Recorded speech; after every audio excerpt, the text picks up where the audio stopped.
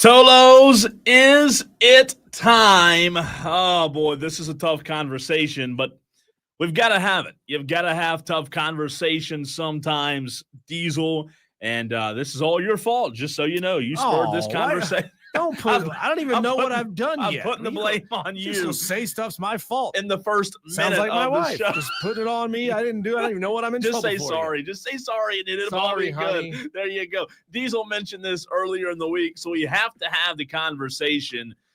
Oh, this one's not a fun one. It's not, we dipped our toes into this one earlier in the week, Diesel, but South Carolina, man, men's basketball, they're struggling in the 2024-2025 campaign. So I beg the question, and I want to hear from you, Tolos, as well. 844-FAN phone, 844-326-3663. Save the number in your phone.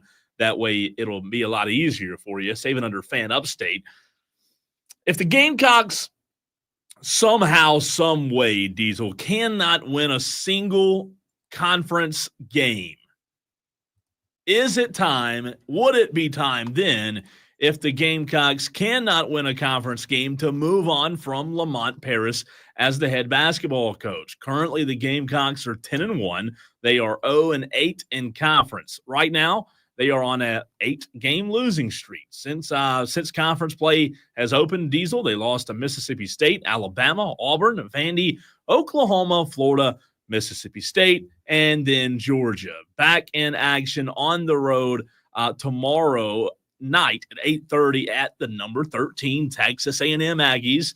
A tough road to hoe, but that's where we're going in this very first segment. If you're South Carolina, if you're a Gamecock fan, I want to hear from you. But Diesel, it's a tough conversation because Lamont Paris exceeded expectations a year ago, but he's not doing that currently.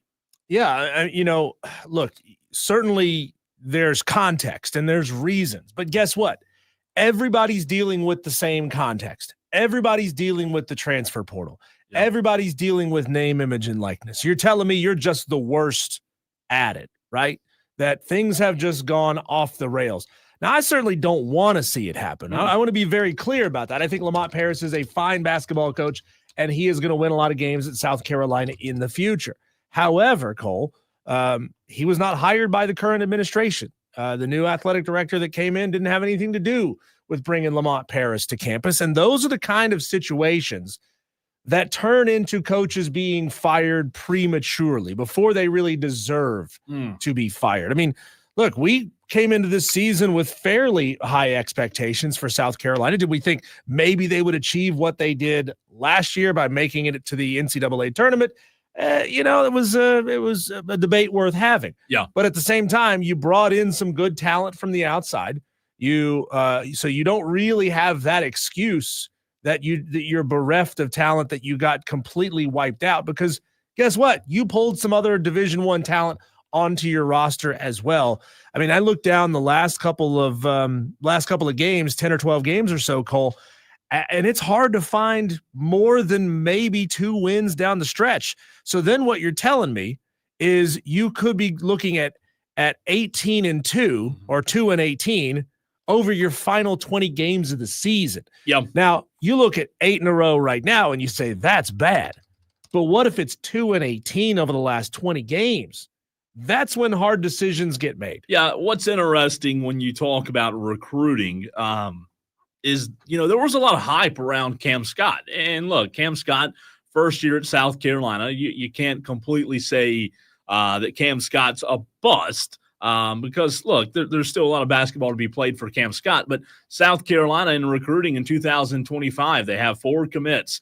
Eli Ellis, who, if you are on social media, you know who Eli Ellis is, out of Hickory, North Carolina, because of his TikTok and him being a social media influencer.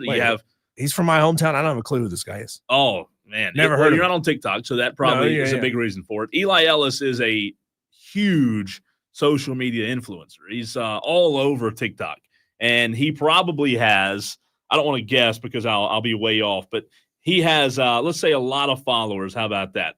Millions and millions? No, I wouldn't go that far. Let's see. Eli Ellis, well, I was wrong. 1.2 million. So That's a lot. It's a lot. That's pretty good. It's a lot on TikTok. he is, like I said, when you talk about basketball players that are also influencers, he is one of the most well-known basketball players, and he is really, really good. So he's a part of the 4 commits that are committed to South Carolina in the 2025 class, along with Ezekiel Walker, Hayden Assman, and Grant Polk out of Washington, D.C. There is promise for the future of South Carolina. No 5-stars in that class, 2 4-stars, and 1 3-star. However, the problem is when you look at South Carolina in 2024 and 2025, Diesel, I want to start off by saying I agree with what you said. I don't want to see Lamont Paris get fired, right? We put that out there. He's a good coach, seems to be a really good guy. We don't want to see him get fired. However, I'm going to read something to you, Diesel, as well as our audience, and I want you to tell me when I read this to you how this isn't coaching. If it's not coaching, where do you place the blame? The Gamecocks rank dead last in offense in the entire SEC. Okay, it's not good. They rank 9th in the SEC in team defense.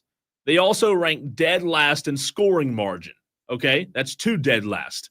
They rank Diesel 15th of 16th in field goal percentage. They rank dead last in opponent field goal percentage. That's 3 dead last. They rank 12th of 16th in opponent field goal percentage. They rank 15th of 16th in field goal percentage for themselves. They rank 10th of 16th in team rebounds. When it comes to turnovers, they're dead last in the league. That's another dead last.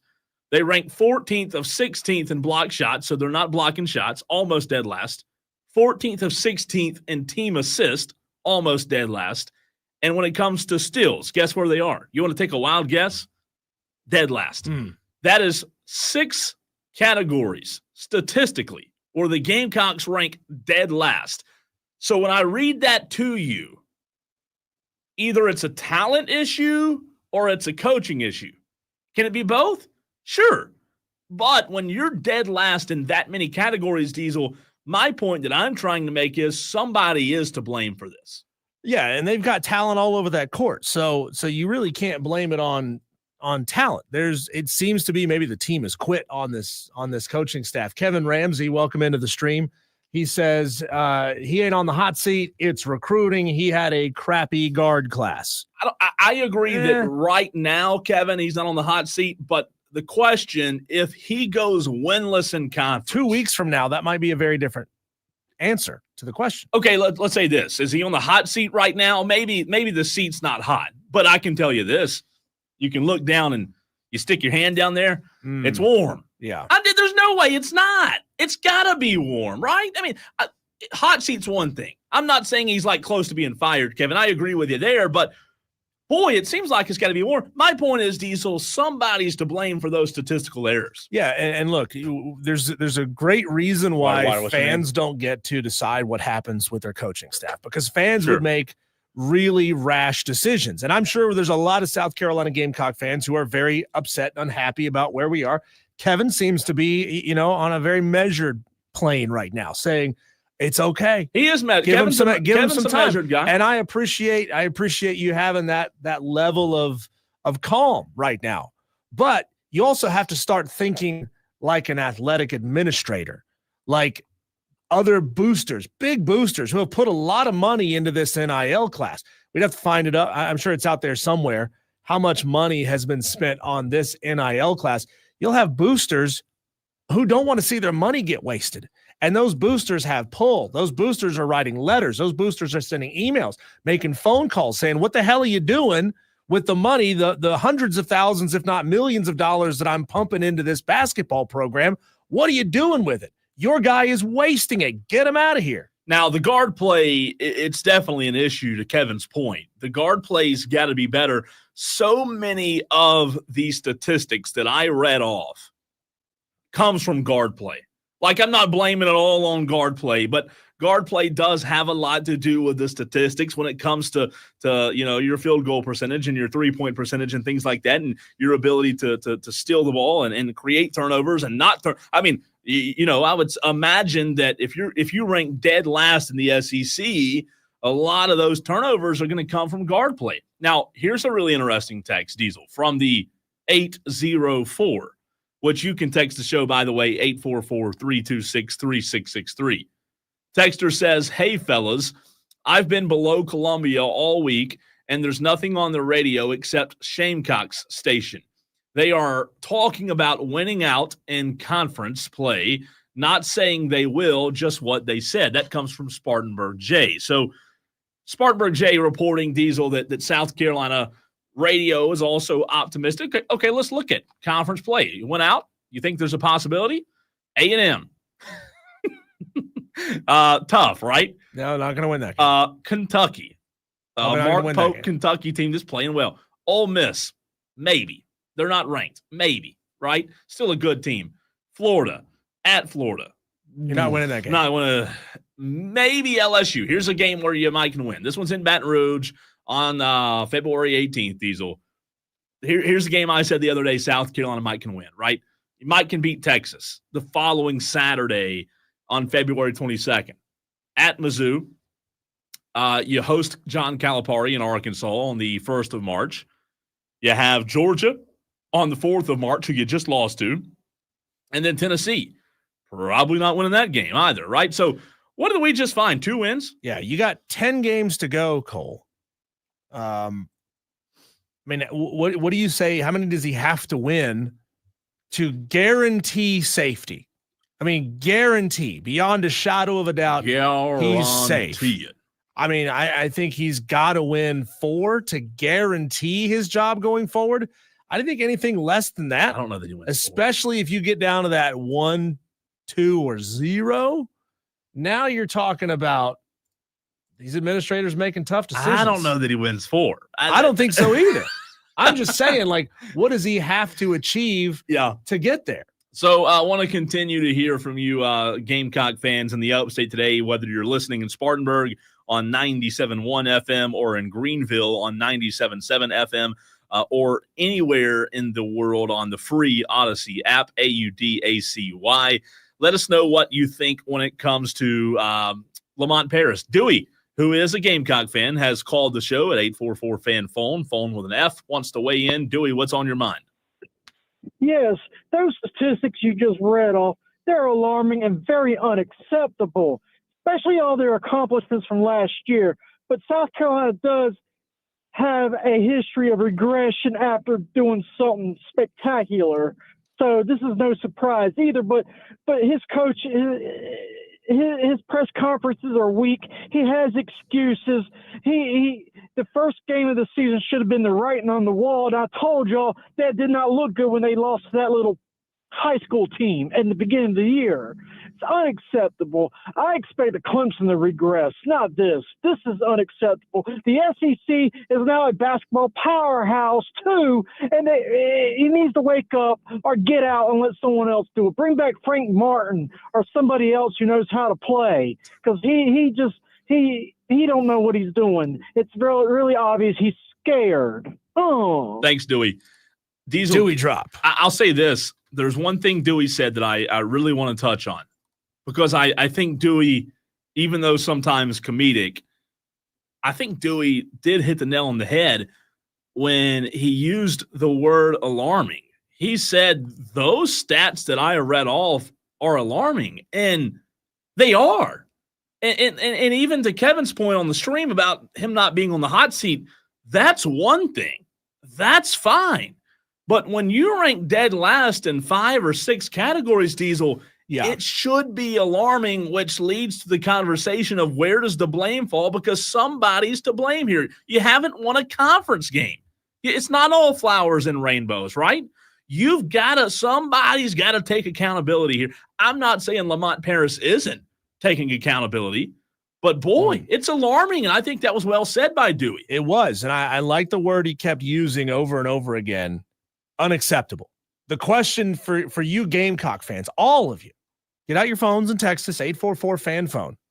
Would you put those numbers that Cole just talked about, which is last or close to last in just about every category that you can find? It is, yeah. Acceptable, unacceptable, or understandable?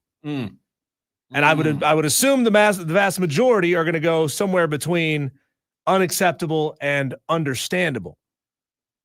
But tell us what word describes how you feel about this program and its performance right now. Acceptable, unacceptable, or understandable? I don't know how it can be understandable, right? And again, Kevin chimed in and said, we exceeded expectations last season, which is true. Most of us longtime fans know that. This is year 3. He won't be in the hot seat until year 5. And look, in a normal, let me not use the word normal. Prior to NIL, prior to the transfer portal, I think I would agree with you, Kevin. I think I would agree that you got to give them till year 5, Diesel. They get a whole recruiting cycle. They get 4 years of recruiting cycle. There's no excuse anymore. Like, you can go get a dude from Kentucky that was on the bench who only played, 2.5 minutes a game. You can go get somebody that's a diamond in the rough, per se, and bring them in and have them be an immediate impact. There's no issue bringing in guys like Eli Ellis. There's no issue bringing in guys who are going to contribute years from now. But I just would love to know from Jeremiah Donati, the new AD's perspective, what does that leash look like in the new landscape of college athletics? Because to your point, it's not 10 years ago. Yeah. You don't have a whole recruiting cycle you can't place the blame there anymore. And look at it this way also, Cole. You can't build off any pieces that were functional for you. Or at least you can't rely on that going forward, because if there are pieces and players on this roster who are playing well, they're going to enter the portal and go somewhere else, somewhere they have a chance to win immediately, right? So you get to that point where you almost become Florida State in football, where you have to overpay to get good players to come to you, because the players that you have say, I'm fed up with what we've achieved this year or not achieved this year, and I'm out. I'd rather go be a bench player at Alabama. Mm-hmm. I'd rather go be a bench player at Auburn or Mississippi State, because at least over there, we're going to win some games. So it's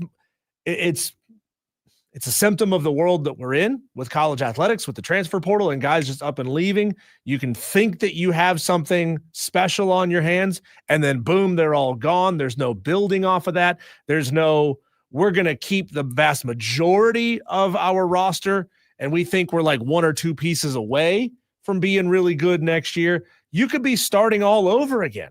You could be starting all over again next year and it not be any better. Now, I will say, yes, everyone agrees that South Carolina a season ago exceeded expectations.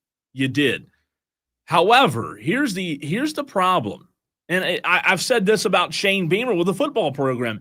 There's a promo running about it. It's a good problem to have. When you exceeded expectations last year, those expectations didn't stay down here. It doesn't work that way.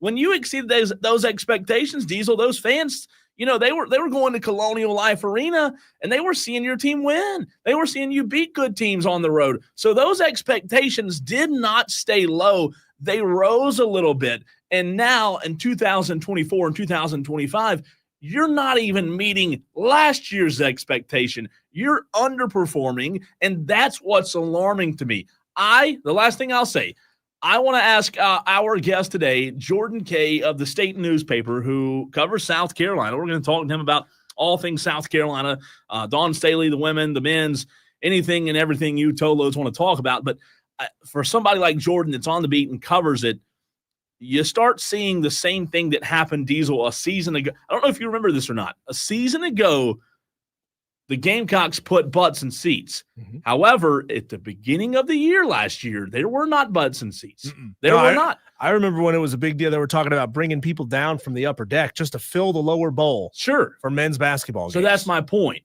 I don't think we're to that point yet. But you have Dawn Staley selling the place out last Friday night, a week ago, with Kim Mulkey coming into town.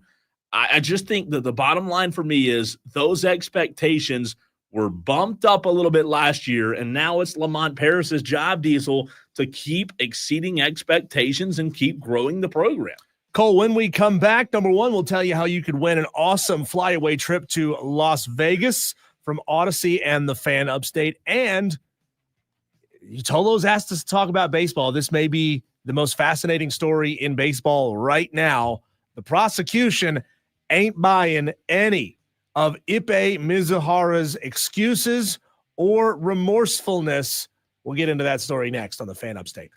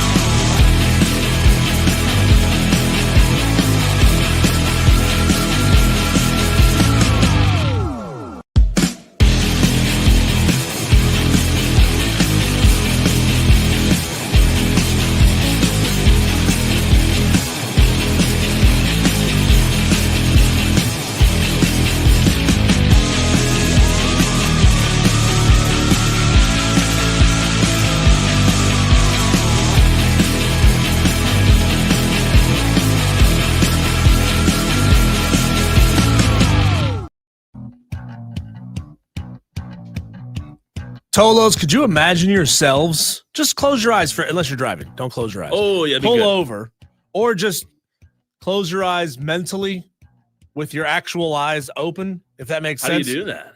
Pretend. Let me try. Just pretend. Daydream. Okay. Drift for a moment and picture yourself with 3 of your buddies in Las Vegas with $5,000 a pop in your pocket, totaling $20,000, and being there to enjoy the ultimate experience for the first 2 rounds of the college basketball championships. That could be you, Tolos. And we're making it super easy. The Slam Dunk in Vegas contest from the Fan Upstate and Odyssey, this national contest. All you have to do if you want to enter this thing is download the free Odyssey app. If you've already got it, sweet, you're good to go. Create an account. You can use your Facebook or your Gmail, or a lot of different ways that you can log right in and start listening to the Fan Upstate. Listen for an hour a day, and you will be entered into this contest. You're already listening to us, whether you're driving, whether you're sitting in your house, listening to us, however it is you like to listen. Just do it on the free Odyssey app, and you could score a trip to Vegas. Wouldn't that be sweet? And if you still have your eyes closed, you can keep them closed, and you can just listen to the ambiance of the machines in the background. That's the sound of winning. The slots, the addiction. The gambling. Yeah. I mean, what does that do to you right now? It makes me want to go. It makes me want to like explore a casino floor and see what all is there. That's what it makes me want to do. Walk around and look at every. Are you one of those that walk around and look at every machine before you play it? No, like I said, I don't do slots. Okay, that's smart. I avoid them entirely because I don't understand them, and I don't want to play something that I don't understand. I don't really understand how to play blackjack or how to play poker or how to play roulette either. But I understand that like they'll help me out a little bit if I need to. Pull that thing down, though. That's what I want to do. I want to pull the old-fashioned lever, and you don't see those anymore. It's just like crappy video games. Pull the lever. When I was in New Mexico, there was a slot machine just called Puppies. That's all it was. I like Buffalo Gold. I love Buffalo Gold. As soon as you play it, it yells, Buffalo! My father-in-law plays Kronos all the time. Never heard of it. And he wins on Kronos constantly. It's a slot? Yeah. Really? But like I said, he's the one who will put in like $20 and just play $20 a hand instead of playing like the $1.50 a hand. But so he has a better chance of winning. Anyway, Tolos, sign into the free Odyssey app, start streaming the Fan Upstate, and you could win the Slam Dunk in Vegas contest. We'll send you out there for the first 2 rounds of the college basketball championship. You and 3 friends, each with $5,000 in your pocket. We'll get you round trip airfare and accommodations for the ultimate experience. Jump in and you could have yourself a good time the college basketball championships. Cole, speaking of a good time, we spent a lot of time when we first got on the air together, a little less than a year ago, talking about this story because it was massive. It was great every for us, wasn't it? Day. There were new developments in the Shohei Ohtani, Ippei Mizuhara, stealing, gambling, theft / cover-up. I mean, it feels like there's a movie coming about this one day, right? And I'll tell you this, you're right. It did happen as soon as we started the show, and I hate to say this, but I'm going to say it. I hope it happens again because it gave us tremendous content for about 2 months when it's normally dead. Again, maybe. Who is it? The NBA player who's in hot water for used to be in some irregularities. Yeah. Yes, used to be in Charlotte. We've been hearing the Sports Flash talking about this guy. Was anyway, but so this story continues though. Cole, Ippei has been in court, and he is due for sentencing here in a week. Okay. And he has been going through his plea deal and all the investigations, Cole, and he's still selling that sob story like, I was in deep gambling debt and I needed money, so I stole from my friend and blah, blah, blah, blah, blah. Well, it turns out that is 98% BS. We can't say that word on radio, even though somehow Donald Trump got away with saying it live on television yesterday. You can say what you want unless you're local radio. Yeah, well, when you're the president, who's going to come after you? Yeah, honestly. Yeah. Or Pat McAfee. That's true. Well, he's on cable. He's not on live radio. Not subject, I guess, to FCC or ESPN has just said, you know what? It's worth it. Let's pay the fines. Right. So the court investigations the information's starting to come out about everything that Ippei, all the excuses that he's given. And the prosecution ain't buying it, Cole. They ain't buying it. So what Ippei wants is to have the 5-year sentence that the prosecutors are seeking reduced down to 18 months. And you're thinking, all right, well, maybe he just made some mistakes. He got in deep. He had the sharks coming after him all the time, and he did something crazy, right? It's a 42-month reduction, by the way. Well, again, prosecutors not buying it. They're saying that he was Ippei said he was remorseful and blamed the crime on what he called a, quote, long-standing addiction to gambling, in which he frequented casinos 4 to 5 times a week, which you say would be awesome and a lot of fun. But prosecutors have doubled down on their sentencing recommendation, saying that there was no evidence whatsoever of long-standing addiction other than Ippei's self-serving and uncorroborated statements to the psychologist that he hired for the purposes of his sentencing. The prosecutor said all defendants claim to be remorseful at the time of sentencing. They're all remorseful, but are they really sorry for what they did, or are they sorry that they got caught? And they're putting Ippei in the second category here. You know what? Tell me if I'm wrong here. Does it sound like they were trying to use, how when somebody commits a crime or I hate to say this, but what kills someone, right? When they try to use the excuse of, and it's not, by the way, it's not always an excuse. Sometimes it's legit. A reason as to why they did that. They had a mental issue from, they've been struggling with a mental issue for the past 15, 20 years that they never got help with. To me, that's what it sounds like. To me, he said, well, look, I've had this issue. So because I've had this gambling issue, that should negate, 42 months. So why is that valid? So, there's something there in certain scenarios, Cole, but in there, Ippei acts like this was all going to be a he said, she said investigation, and that no one was going to follow the money or follow the paper trail on how he got to where he got to the point where he was embezzling the kind of money that he was embezzling. Yeah. Prosecutors say that their investigation found, quote, only minimal evidence of Mizuhara's past legal gambling, stated that they had looked at more than 30 casinos across the country,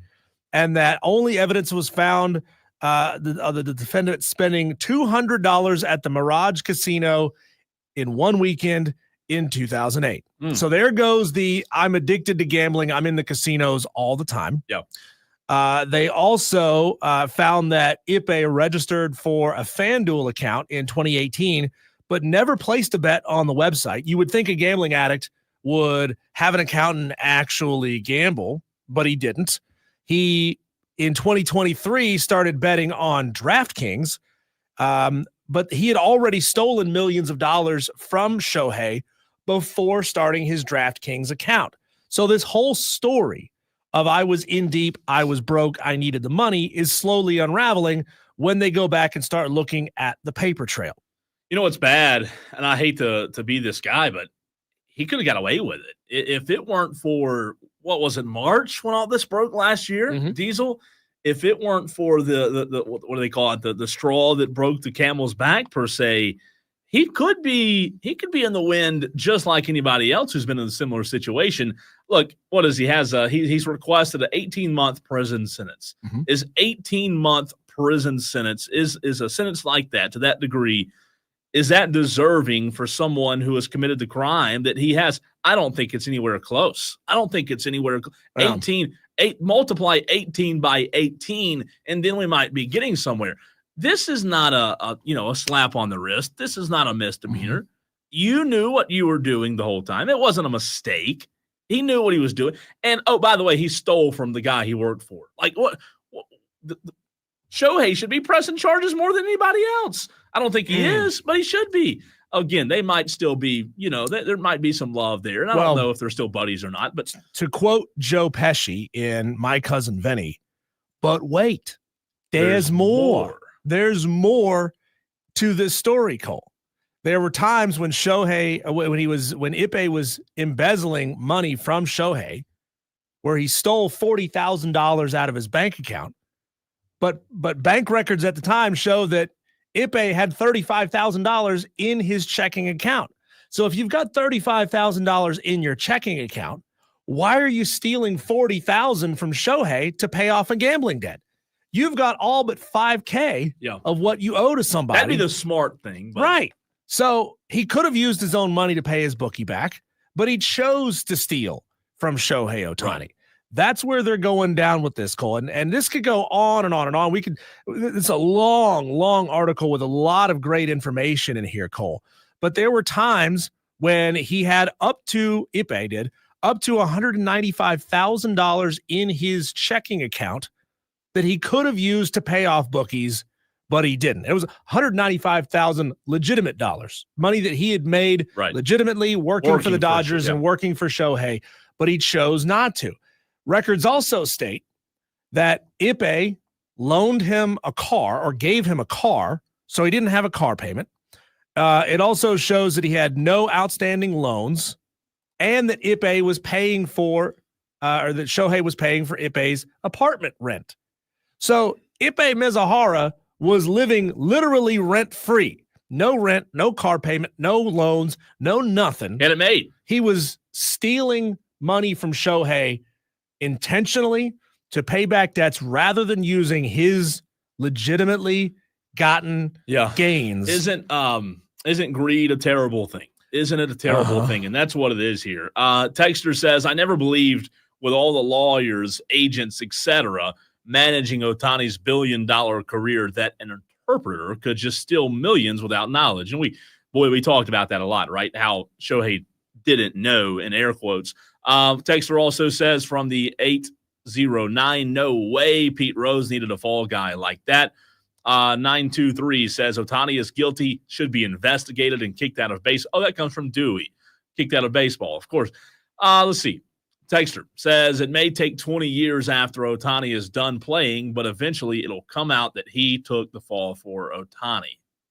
See, I think that's the intriguing part of That's the conclusion we came to last year, was that all of this is a cover-up to cover up Shohei's gambling. And how freaking juicy would that be, right? Like, I'm not saying I would hope it happens. Most famous baseball player in the world. The game, the best player in the game right now. And again, to the texter's point from the 419, it may take 20 years. Hey, it may take 30 years, Diesel. Who knows?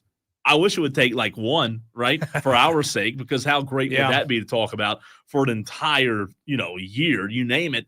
But if somehow, some way, if that were true, then all of a sudden how the narrative would change on this poor Ippei. I mean, wouldn't it be bad for us to have been sitting here scrutinizing him? At this point, Cole, you would think that after a federal investigation went through its process, if there was a smoking gun somewhere, they would have found it. Right? And you would think if this dude had a set of what, he'd say, all right, enough of this. Enough of this jail time. Enough of these, these court cases. He did it. I'm the cover-up. Right. I'm the fall guy. I'm not the one you want. He's the one you want. Y'all need because to be... you would find a text message, an email, something, a wire transfer with a signature on it, something that proves Shohei did wrong to get into this situation. Because I'm sorry, Cole, like I've watched a whole lot of heist movies and crime movies. Somebody always slips up, right? Somebody always makes a mistake. Somebody always makes the phone call from their cell phone rather than the pay phone, all those kinds of things. So you would think that, like, unless Shohei Ohtani is a literal criminal mastermind on top of being one of the most elite baseball players in the world, if he was guilty of this, they would have found some evidence at this point. Texter says Shohei is guilty. Okay, based on what, Texter? What do you think? What evidence to you says that Shohei is guilty? My theory, Cole, right now, and I always like to have a working theory, right? I don't like to have a set in stone. This is what I believe. I think Shohei is incredibly naive. I think he got rich, like really rich, and just said, okay, I'm going to let my financial institution handle my finances. My job is to go swing a baseball bat and throw the ball 98 miles an hour. Well, I'm going to let somebody else handle this. I'm not going to look at it. I don't want to be involved with the finance side of things. Yeah.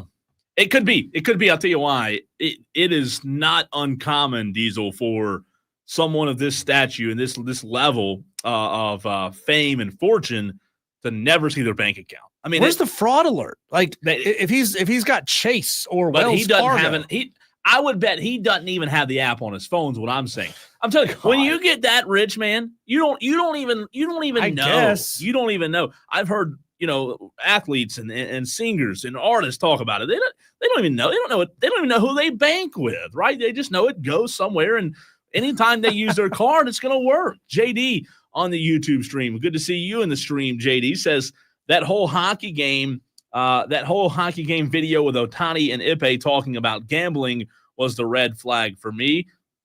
That's true. I forgot about that. We did talk about that last year, but you're right. It definitely red flags, more red flags than anything else. But I know that I don't know if you ever watched a show called Entourage. It was about a rich young actor with his buddies, right? In this show, I assume this is fairly realistic. He's an actor who didn't even carry a wallet. He walked over to a dealership, like a Ferrari dealership or a Porsche dealership, said, I want that one. Call my financial guy. He'll pay for it. That happens, man. Like, it's hard to imagine, but it happens. It really does. Diesel coming up next. Tolo's coming up next as well. What a genius marketing idea that this one guy had when it comes to the NFL, and how his book is now at the top of the Amazon's best sellers. We'll get into that next.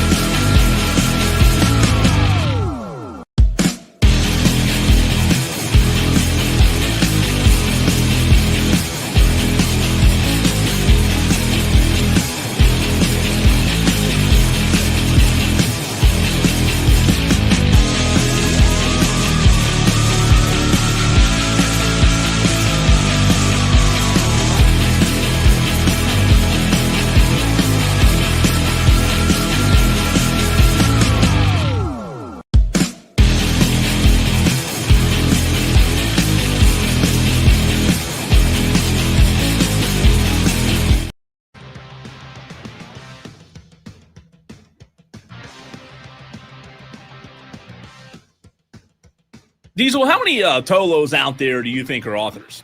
Wrote their own book. Love putting that pen to paper. 1 out of 50. That might be fair. I was that 2%. 2%. 1 out of 60, 1 out of 70, maybe 0. Right? I'm not saying that you Tolos don't like to scribe a little bit every now and then. Just because Madcraft writes in crayon, draws pictures in crayon. Does that not count? The paper placemat at his local restaurant and folds it in half, that doesn't count as a book. Well, then you can that doesn't make you an author. There's the one. You take that one out. If I would probably say there's not many Tolos out there who enjoy writing. I couldn't say that I do myself, Diesel. However, unless it's like a sports article, right? Because we have some pretty good ones on the fanupstate.com. You should check it out.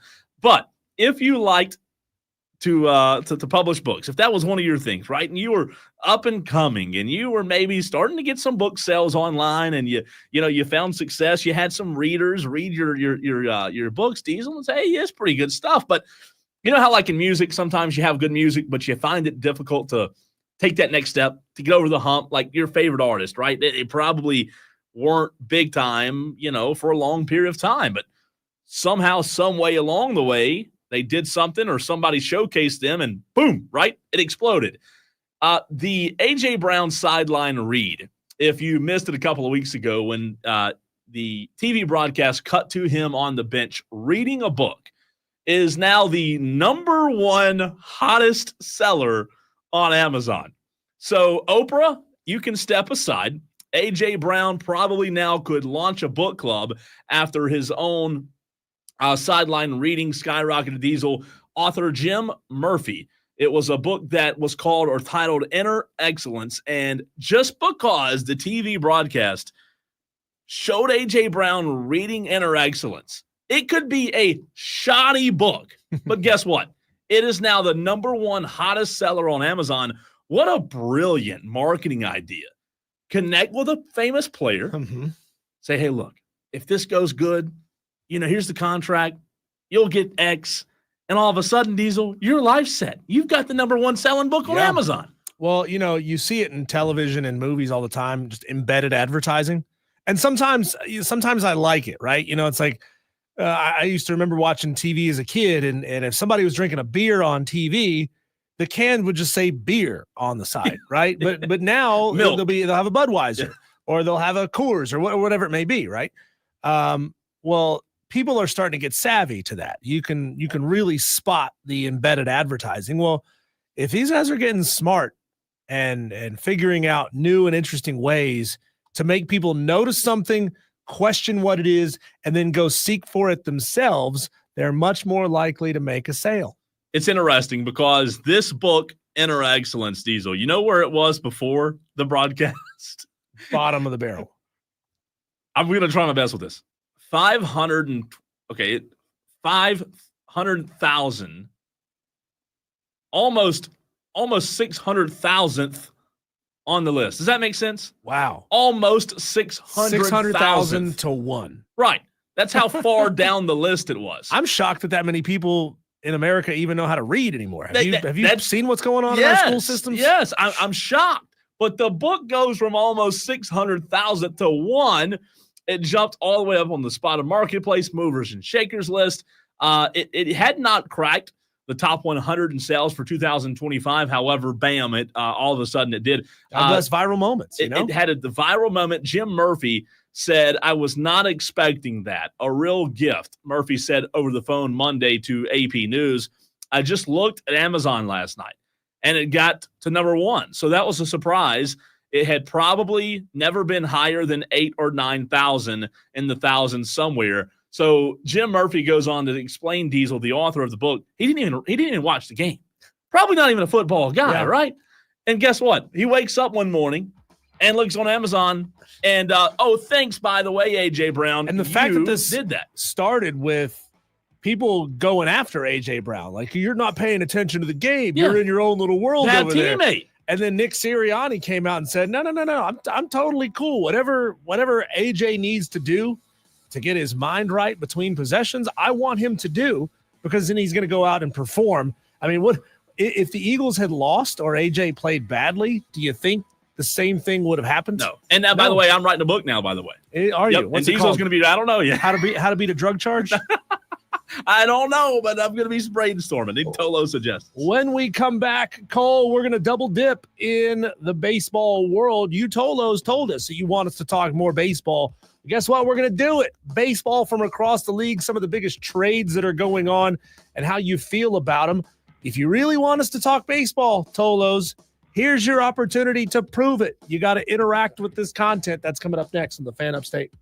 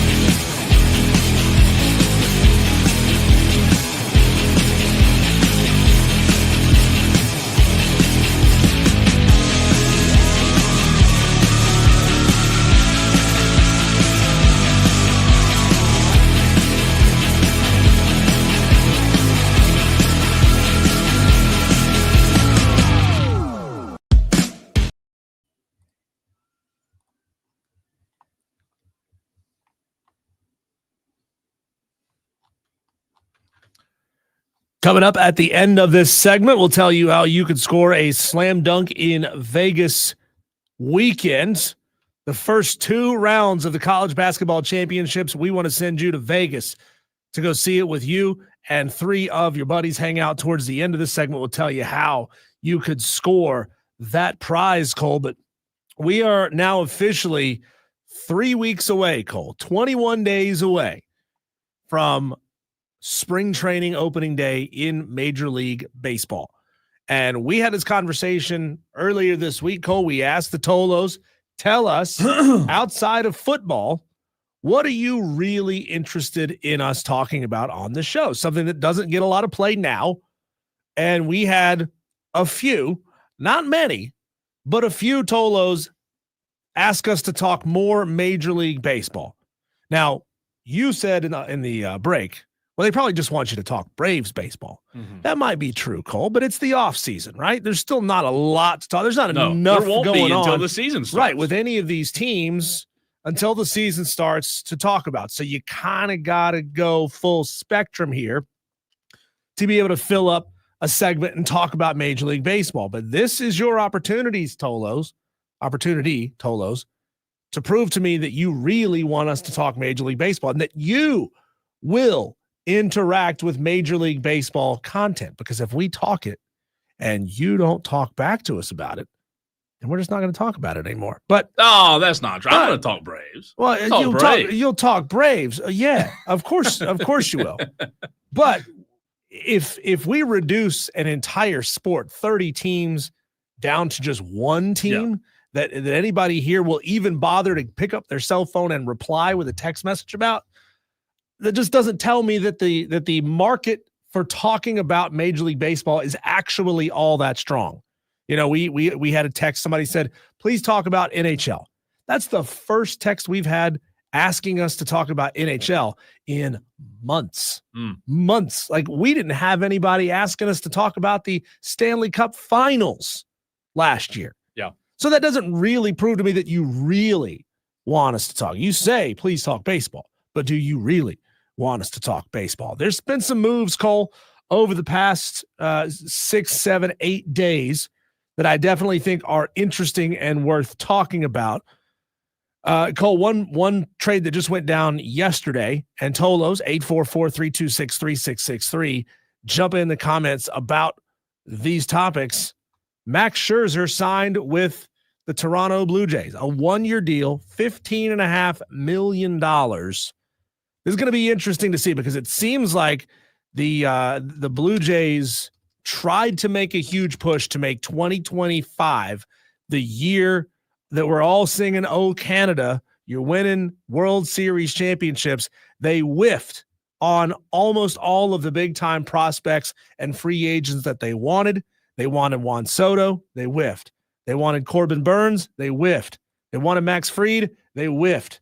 They wanted a couple guys out of Japan. They whiffed on both of those guys as well. So how do they fill the gap? What they thought they were going to get versus what they actually got. They fill it with 40-year-old Max Scherzer on a 1-year deal. Your reaction? Well, that's the problem. He's 40. I mean, it's not Max Scherzer from 2013. I don't know that Toronto is actually in. Look, are they going to be in contention in June, July? Sure. I don't know that they're actually a threat when it comes to the postseason. But, you know, again, going back to your conversation, I think for the most part, and this is how I feel as a fan of the Braves, and I would love to know if the Tolos agree with me or disagree or in the same boat, Diesel. I love the Atlanta Braves. I've grown up with the Atlanta Braves. However, I'll tell you this, as a Braves fan, I don't follow a lot of the other moving parts of the MLB. For example, Toronto, signing Mike Scherzer. Doesn't really interest me as a Braves fan.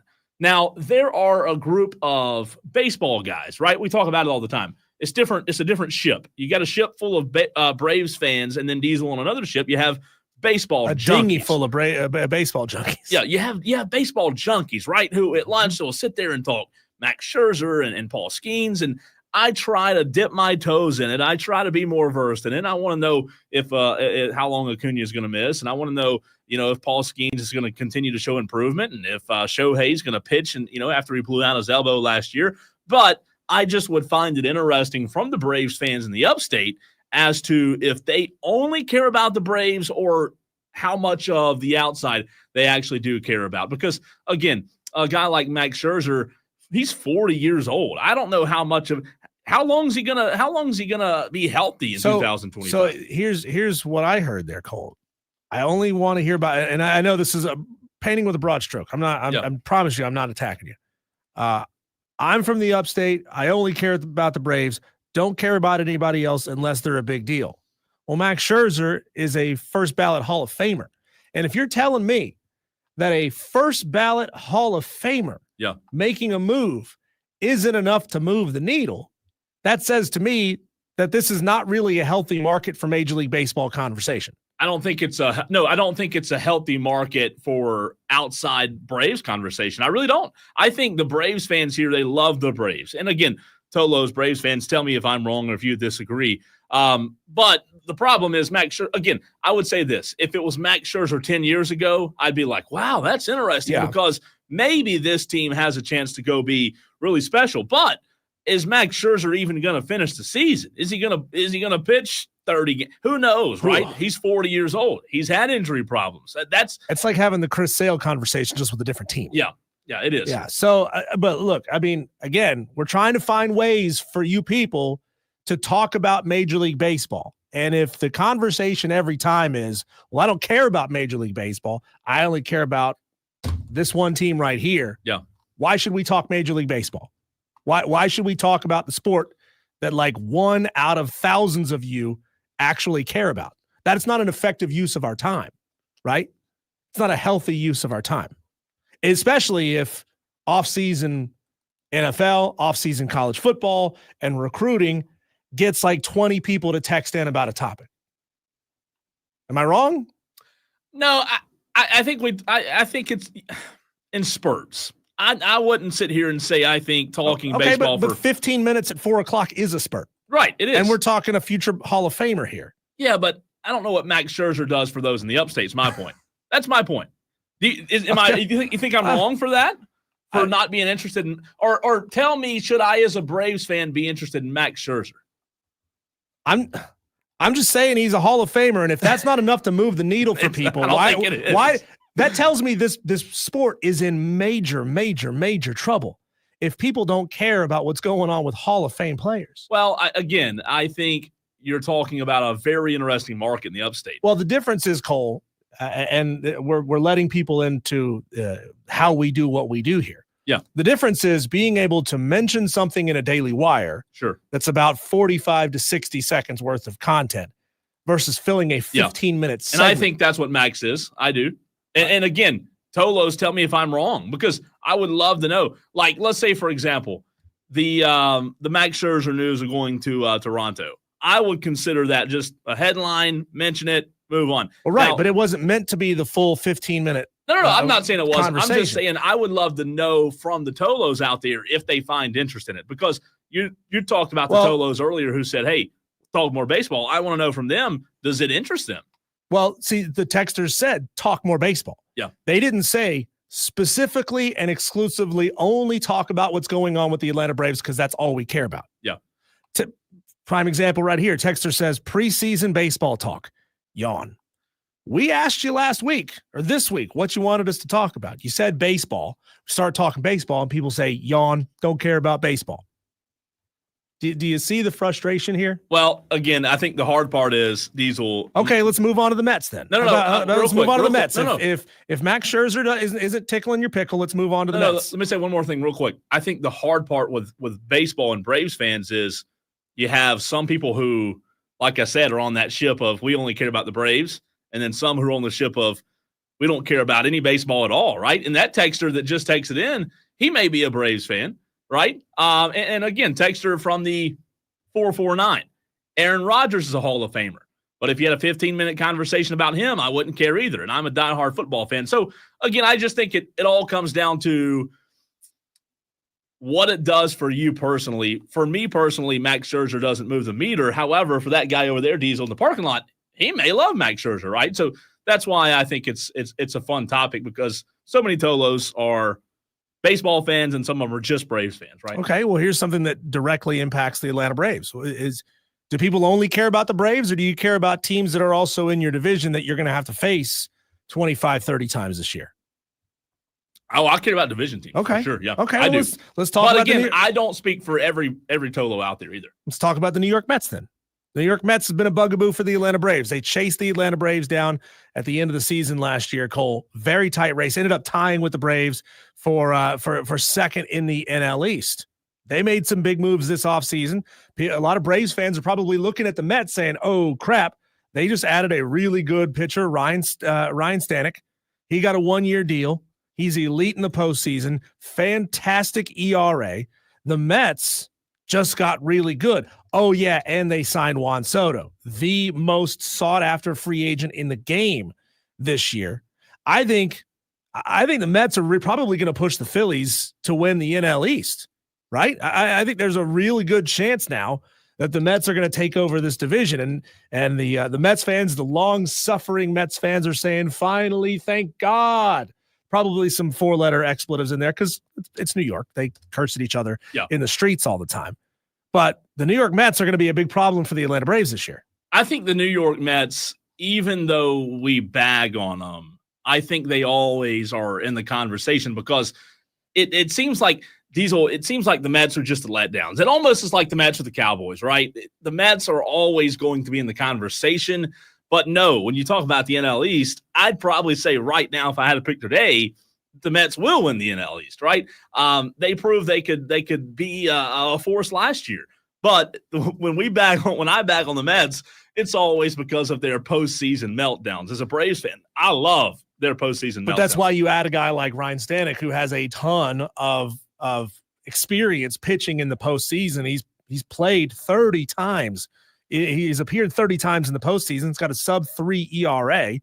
They just got some really good postseason pitching. And Juan Soto's a huge piece of it, too. Yeah. Juan Soto's – here's the deal. The Mets and the Braves and the how many ever games they play this season, Diesel, the Braves, they're getting older. The Mets, I don't want to say they're getting younger, but they're bolstering what they have. To your point about that acquisition, and Juan Soto is going to be a big part of it.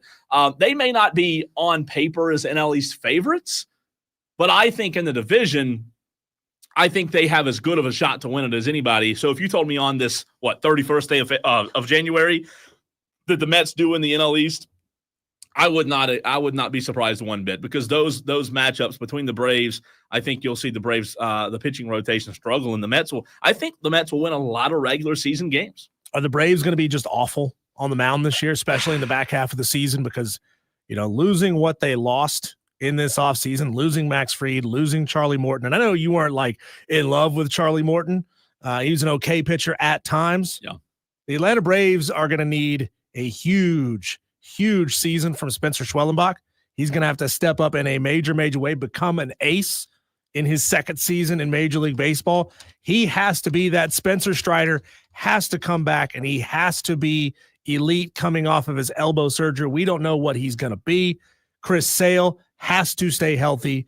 Reynaldo Lopez has to have another insane season the way he did in 2024, because as those pieces start to fall apart, Cole, this pitching staff is looking real thin. You got like one or two good pitchers on there, and then a lot of dudes who are beat up who might not be able to go for you every night they come up in the rotation. I think you're rotate. Like, let me say this. If everybody stays healthy, I'm fine with it. The depth does concern me a little bit. When you have to bring a closer like Iglesias from the closing position last year to the starting position this year as a projected starter in the rotation, it concerns me. Now, could Iglesias be a day one starter? Sure. I don't believe he's going to be a starter over Spencer Strider. Obviously, Max Fried last year being your ace, and having Spencer Strider and Max Fried was like ace 1A, ace 1B, right? However, you don't have that this year. You were very fortunate a season ago that Chris Sale stayed healthy. That with his age, you talked about Max Scherzer. That was a big question mark for him all season. And you got fortunate. Now, Reynaldo Lopez was phenomenal.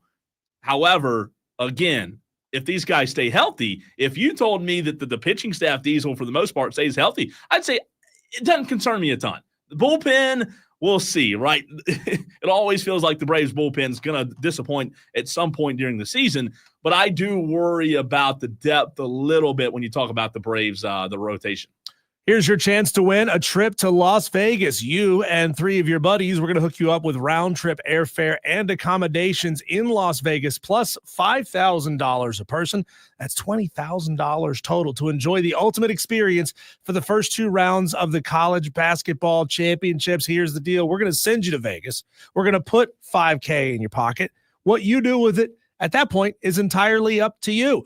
Go into the games if you can get tickets, or just party it up and have a great time in Las Vegas. The Slam Dunk in Vegas national contest. Just download the free Odyssey app, sign in, and listen to the Fan Upstate for at least an hour a day to enter. You don't have to listen for an hour nonstop. You can do 15 minutes 4 times, whatever you got to do to build up that hour. Once you do, you are entered into this contest, and we could be sending you to Vegas, baby. And if you're outstanding Tolo, Diesel and I have not used – we hadn't used any vacation yet this year, right? No, we hadn't used any. I've used 1 day. Okay, we still have vacation days. So if you are an outstanding Tolo, you get where I'm going. You see what I'm laying down? We hadn't used that vacation. If you hit, Diesel and I would love to go with you. Just say it.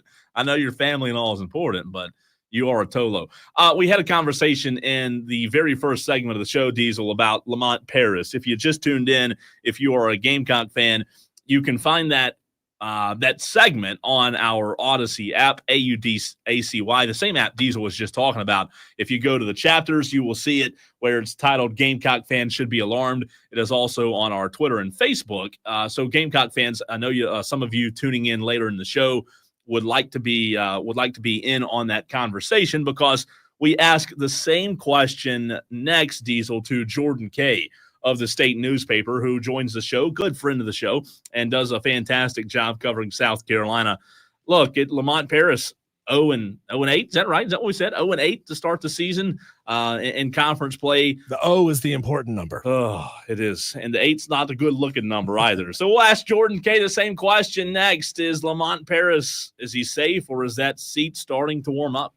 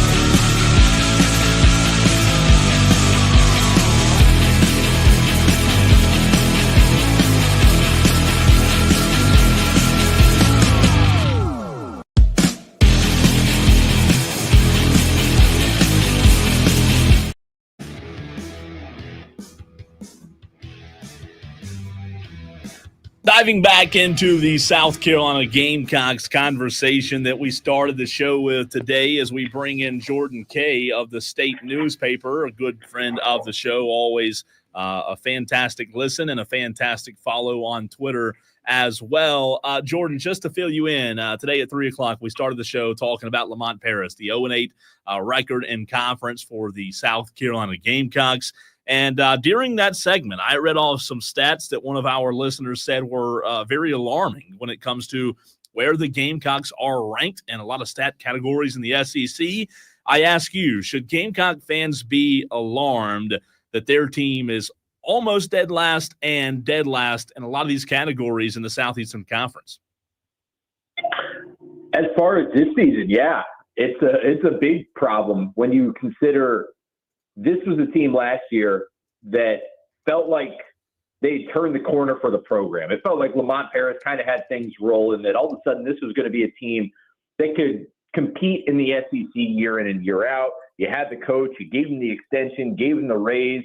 They were losing guys, but hey, they grabbed Cam Scott out of the high school ranks who was committed to Texas. They get Nick Pringle from Alabama.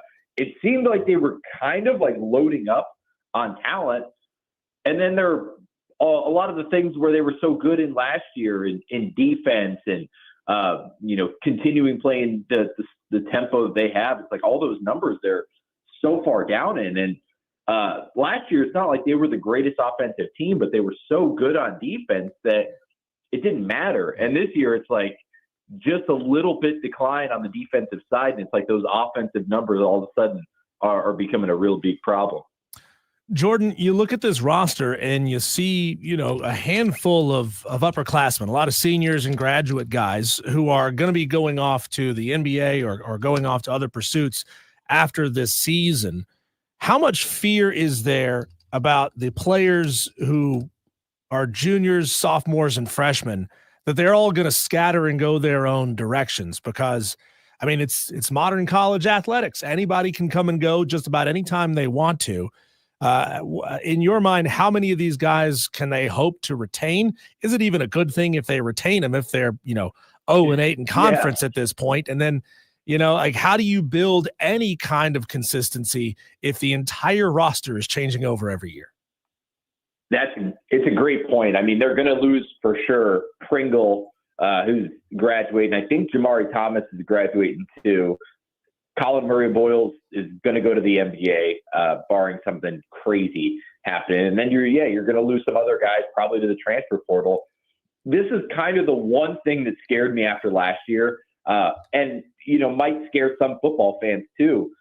When you have such a good season, relying on so many transfer guys that are gone, like it kind of makes you wonder: are you able to hit the lottery that many times? Are you able? Did you get lucky and kind of hit on the right guys, or did you discover something in the system that allows you to do this? I kind of think back of Florida State football. Okay, they go crazy in the portal and go undefeated. The next year, all those guys left. They go crazy in the portal again and win 2 games. It's so inconsistent, over these last couple of years because we do have a small sample size. And when you look at South Carolina basketball, it's really concerning because okay, you bring in all these transfers and you don't have a great season. What's your option? Your only option is to go back in the transfer portal and hope you just hit again.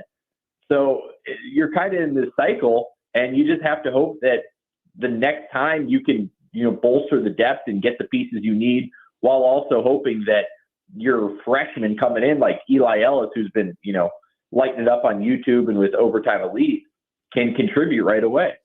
To further that point, where is South Carolina as far as investment with its collectives to be able to go out and hopefully buy another lightning in a bottle type of team when you compare it to other SEC teams that you're aware of?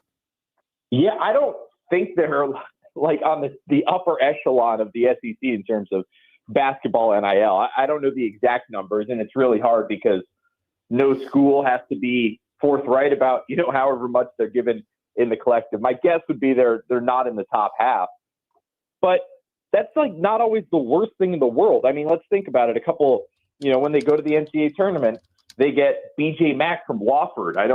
Wasn't a ton of teams after him. Wasn't, costing a couple $1 million. Same thing, Talon Cooper was coming out of Minnesota. It's like these guys you can hit without, going and spending a ton of money sometimes.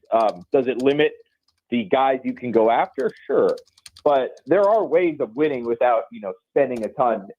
Now, with that being said, I think it's pretty clear that they might have to up their investment to just add more depth. And Jeremiah Donati, who's coming from TCU and a great basketball conference there, understands that, hey, like if you're competing with the big boys, like you might have to spend a little extra money. I'm sure that he already said that's kind of a conversation him and Lamont Paris are going to have to figure that out. Hey, what does Lamont need to be successful? And that's what they have to figure out this offseason. Jordan, you struck an interesting point, not a nerve. You didn't strike a nerve, but you said something that really intrigued me when I asked you about, their statistics in 2024 and 2025, because you said, look, last year their defensive numbers were really good. They dropped off a little bit. So I went back and looked. Lamont Paris's first season in the SEC, they were dead last in total offense. Last year, a year ago, they were 13th out of 14th. In the SEC in total offense. And then year 3, there's dead last again in total offense, even with some SEC newcomers. So, look, I'm not trying to push the envelope with this hot seat conversation, but 3 years in a row now, you've been almost the worst team in total offense and scoring offense. And I don't know, in your mind, what does that say about Lamont Paris? I don't think it's that alarming. Like, I understand your point of, hey, the offense needs to be better, and it does, but like he's clearly shown like he can win by playing this style. I think this is like the style of the Wisconsins. I think Tony Bennett did it a lot at Virginia, where you can win by, not scoring great, but it really does put a crazy onus on your defense of they have to just be otherworldly to win like this. I do not question Lamont Paris as a coach in any way, shape, or form. Like, I think that dude is a heck of a basketball coach who has a specific system. And, when he gets the players, the right players, it looks really good. But it also, it's a system that kind of is on a fine line, because if you don't have the guys and you're relying on just the defense to limit teams like under 60 points some nights, like that's a really hard ask. Does he go back this offseason and look and say, actually, maybe we need to play a little faster and we need to find, new ways to score? That could be something. But he figured it out at Chattanooga how to win that way. Bo Ryan and Greg Gard did it a long time at Wisconsin. He just showed it last year at South Carolina. Like, I don't anticipate him just like abandoning his system, perhaps just finding guys that maybe better fit it. Jordan Kaye of the State Newspaper joins us here on the Fan Upstate. I want to ask you the question that, I asked our audience in the first segment when we talked about this. What word would you use to describe this season from a South Carolina fan perspective? Acceptable, unacceptable, or understandable? Because what scares me about this situation for Lamont Paris is that Jeremiah Donati didn't hire him. And as well as I do, a lot of times when a new AD comes in who didn't hire the coaches, he's not, compelled to be as loyal or as understanding as the AD who hired a guy might be. In your mind, are you seeing basically a cleaning house of assistants and we need to make some wholesale changes? It kind of worked out for Shane Beamer that way, right? A little. Granted, like you look back at the Shane Beamer thing, he didn't like fire anyone. He only fired one guy. A bunch of others left for, head coaching opportunities. The Justin Sepp thing was, I guess some might look at it as like a demotion, firing thing, but Shane Beamer didn't really fire anyone. So yeah, that will be interesting. A lot of those guys have been with Lamont Paris for like years. So, I think he's pretty loyal to them. It would be somewhat surprising to me if he makes a change, but perhaps that is something that, he has to do. But like, I don't think Jeremiah Donati is going to come in and he's not firing Lamont Paris this year for a couple reasons. One, I think Lamont is a very good coach, and you're not going to just, because of one down year, be like, you know what, actually, not the guy. You got to give him time to rebound. One off year after the greatest season in, one of the best seasons, regular seasons in program history, like, give him a little bit of leeway. The other thing is, like, he just signed a massive contract. I mean, Lamont Paris is under contract until 2030.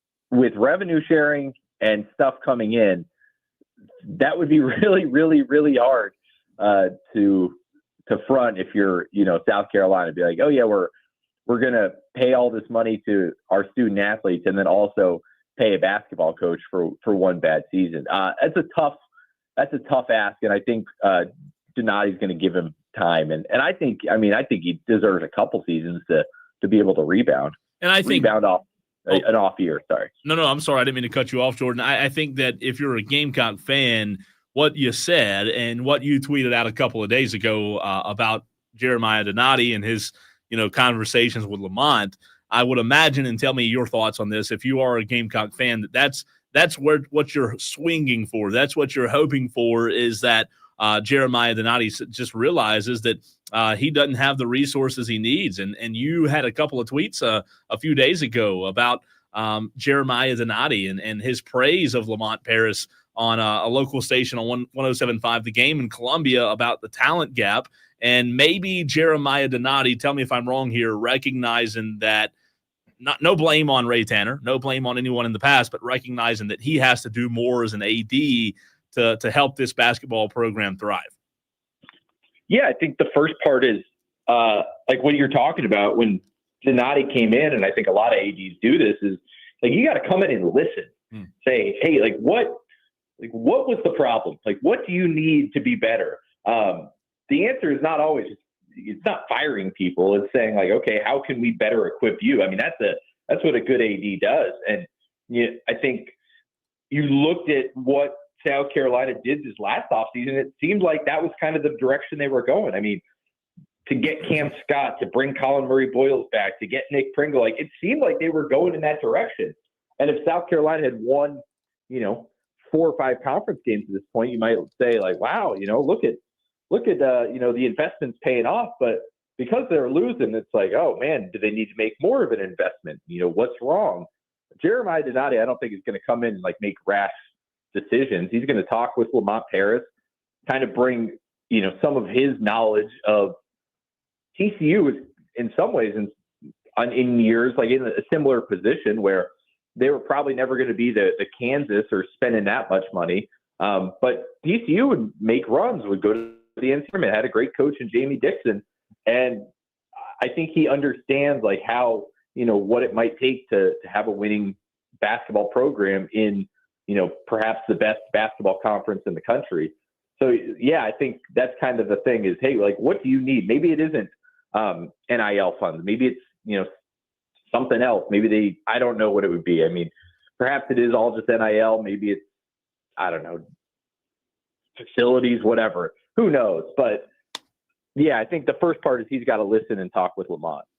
Jordan, we're now just weeks away from getting going in college baseball. I know a lot of Gamecock fans, they look at that as maybe their number 2 sport on campus, even though, it's been a decade plus now since South Carolina was the preeminent elite team, elite program in college baseball. You put up a funny tweet about a week ago about head coach Paul Maneri joking that he can walk around town and be anonymous. Nobody really knows who he is. In your feeling, a year from now or 6 months from now, is he going to be able to do that same thing and walk around anonymous in downtown Columbia, or will people know his face?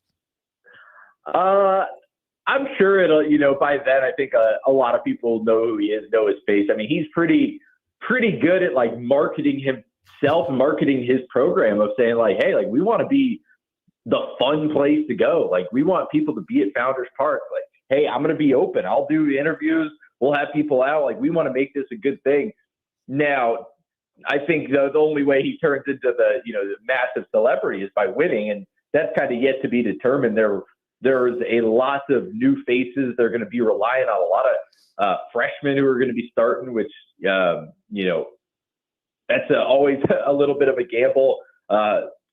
some of their pitching staff is still a little bit of an unknown.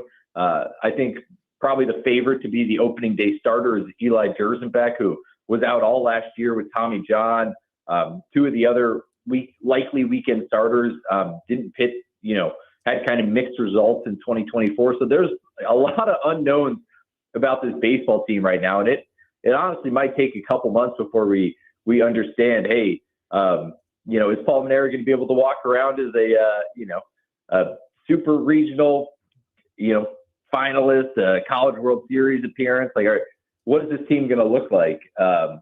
It might take a little bit to figure that out. Jordan Kaye of the State newspaper joining us right here on the Fan Upstate. How about the pick six, taking it in for O'Donnell Fortune last night in the East-West Shrine Bowl? I want to talk about him specifically, Jordan, but also as we are, almost in the month of February, a couple of months away from the NFL draft. In your mind, which Gamecocks should South Carolina fans expect to hear their name called? Maybe not a day one guy, but maybe within the first three rounds of the draft coming up in April. Yeah, I saw that clip of O.D. Fortune taking it back. And he had a couple, I think he had at least one or two pick sixes last year. I kept watching the play and I was like, who was the quarterback throwing it to? He didn't have to make the craziest play, but, props on the return. That was impressive. As far as the draft, I think right now I would say the top Gamecock off the board might be TJ Sanders, the defensive tackle. All year, there were seemed like he was getting really rave reviews from draft people. And this week at the Senior Bowl, I've already seen a lot of things on Twitter from people that, hey, this guy is just a monster. Kyle Kennard, obviously, I saw some people on Twitter saying he might be a day two guy. Who knows if he jumps up once people see him this week at the Senior Bowl and at the Combine. I haven't seen too much on Nicky Manwari, but would anticipate he's kind of a, day two, early day three guy, maybe even, who knows, day one. It's so hard right now to know. And then I think, the stock is rising for Demetrius Knight, when I don't think a lot of people saw him, nationally, because it got overshadowed a little bit by Kyle Kennard and Dylan Stewart. But man, you turned on the tape and it was like Demetrius Knight was everywhere. That guy was so good in pursuit of running down these great SEC quarterbacks and running backs, and he was beating them to the edge just constantly, always making good decisions. And if you do get that guy in an interview room with teams, it would be hard to not walk away and say, dang, I want that guy on my football team. So I'm really curious to see where he goes. Would love to kind of see him move into that day two range and get a little bit bigger paycheck. He is Jordan Kaye of the State newspaper. One quick last question for me.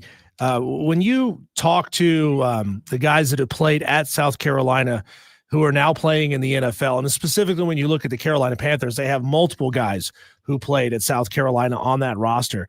Do they feel something extra special? And do they feel like a little sense of familiarity and additional camaraderie on an NFL roster? I always wonder if it would be worthwhile for NFL teams to draft multiple guys off the same team, because off the same college team, even if you span it over multiple seasons, because it just builds a little additional togetherness. Yeah, I think I do remember talking to Jadeveon Clowney, and it's I think there is somewhat of a bond of having 4, 5, 6 guys in the locker room who all have this common thread that you can pull on. And yeah, there's got to be some of that. Look at what the Eagles have done, basically just drafting 3 dudes from Georgia every year.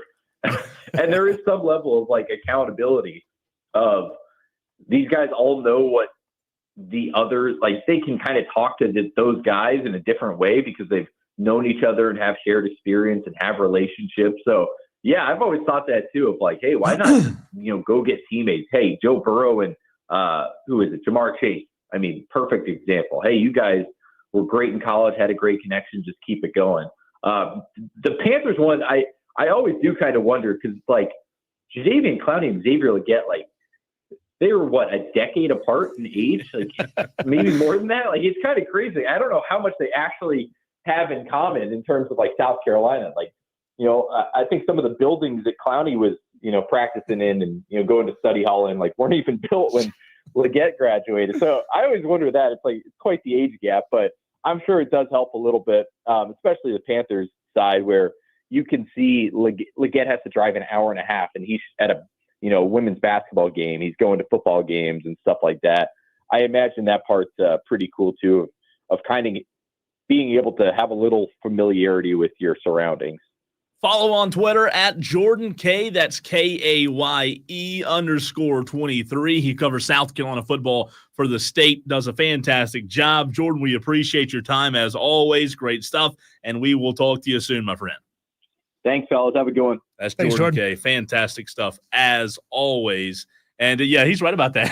I didn't think about that. I mean, how old Xavier Leggett and Dave? That's a 10-year plus age gap at least. Well, think about it this way. It's hard to get a bunch of guys on a roster on the same page. So if you can somehow find a way, and it's not easy to do, right? But if you could somehow find a way to get multiple guys coming out of that same college system year in and year out, you now align them in a way that most other teams don't have. Well, they all came out of the same program with the same standard, the same mentality.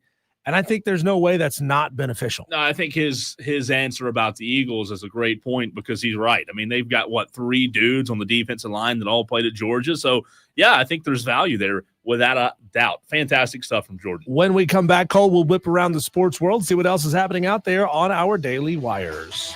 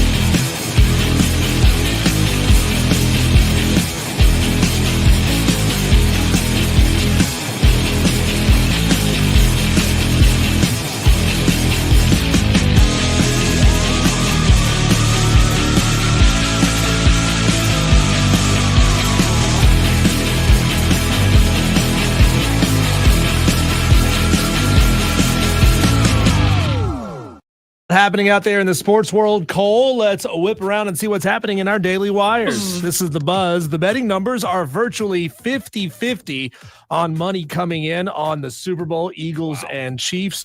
BetMGM trading manager Christian Cipollini, who is an Eagles fan, says, I don't think we'll see either team get past 60% of the money bet. He says Eagles fans are typically betting the money line, whereas Chiefs fans are betting the spread. And I completely agree with her. I think even if you're on the outside, Diesel, and you're not a fan of either team, I think it's split. People I've talked to at ball games, at high school games here, I think it's split. I think half the people are picking the Chiefs and the other half think the Eagles are going to win. And isn't that a good thing? Yeah, right? If we 100%. have a competitive game, that's the best possible outcome there. We talked about this earlier in the show. Federal prosecutors are disputing claims by Shohei Ohtani's interpreter, Ippei Mizuhara, that he stole money to pay back massive gambling debts, saying that there was no evidence that he suffered from a gambling addiction before he started draining Shohei's bank accounts. Prosecutors said the government investigation found only, quote, only minimal evidence of Mizuhara's past legal gambling, stating that they looked at more than 30 casinos across the country, multiple online sports books, and he just didn't gamble that much. He's innocent. He's all good. Tomorrow night, we got a big-time matchup. I know you're going to be watching Cole, Cooper Flag, and Duke taking on North Carolina at 6:30. Duke, North Carolina? Is that right? Yeah. Duke, North Carolina. I love that rivalry, man. I didn't realize it. Bam. Is it just like, hey, I'll say this. Even though North Carolina's down, I think it still could be close. I really do. I know they're down. The game will be at Duke. Yeah. Duke are favored by 13.5. The total is set at 150.5. So they're expecting a high-scoring game. That one snuck up on me. Duke, North Carolina. I hope it's good. I hope it, like, North Carolina's down, Diesel, but it's a rivalry game. It should be close. I just hope it's not a blowout. Arch Manning has opened as the favorite to win the 2025 Heisman Trophy, sitting atop the odds board at plus 750. Neither one of his famous uncles won the Heisman, so this would be huge for Arch Manning. Good. No good. Yeah. No good. I don't know, man. I think next year you're right. You're talking about him, Cade Klubnik. There's going to be 3 or 4 guys that are talked about, and you could certainly see, especially if Arch were to go on the road and beat Ohio State week 1. Are you kidding me? They would go ahead and give him the Heisman week 1. The deadline to file objections to the $2.8 billion NCAA antitrust settlement was today, and it yielded more than a dozen legal challenges attacking the gigantic deal, Cole. 4 antitrust experts told ESPN the deal is still likely to be approved, but some of these objections have the potential to delay, reshape, or derail the deal. This is going to be huge for programs, Cole, that have spent a year now, almost a year, planning out how they're going to handle this new House versus NCAA ruling. And now that whole thing could be in flux. They could change everything at the last minute. Shocker, right? Complete shocker. New Orleans Saints plan to interview Kellen Moore for their head coaching position after the Super Bowl. However, Moore doesn't seem to be all that interested in the Saints' job, knowing the quarterback position or quarterback situation that he's going to have if he takes the job. Would you be willing, Cole, to give up a big-time opportunity for something as small as, I don't think we have the right quarterback? No, Kellen Moore is a good coach, and I think he will be a good coach. He's the only coach right now they cannot interview, Diesel, because obviously he's playing in the Super Bowl.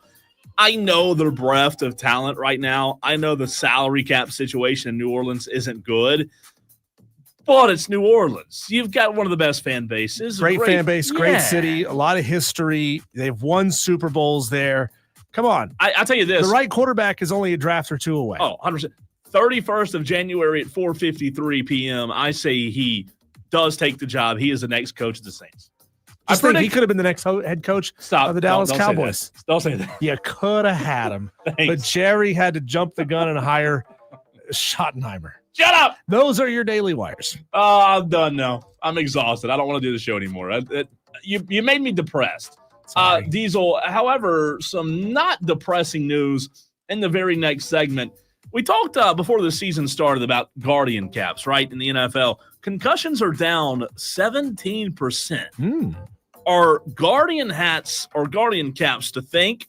We'll get into that conversation next.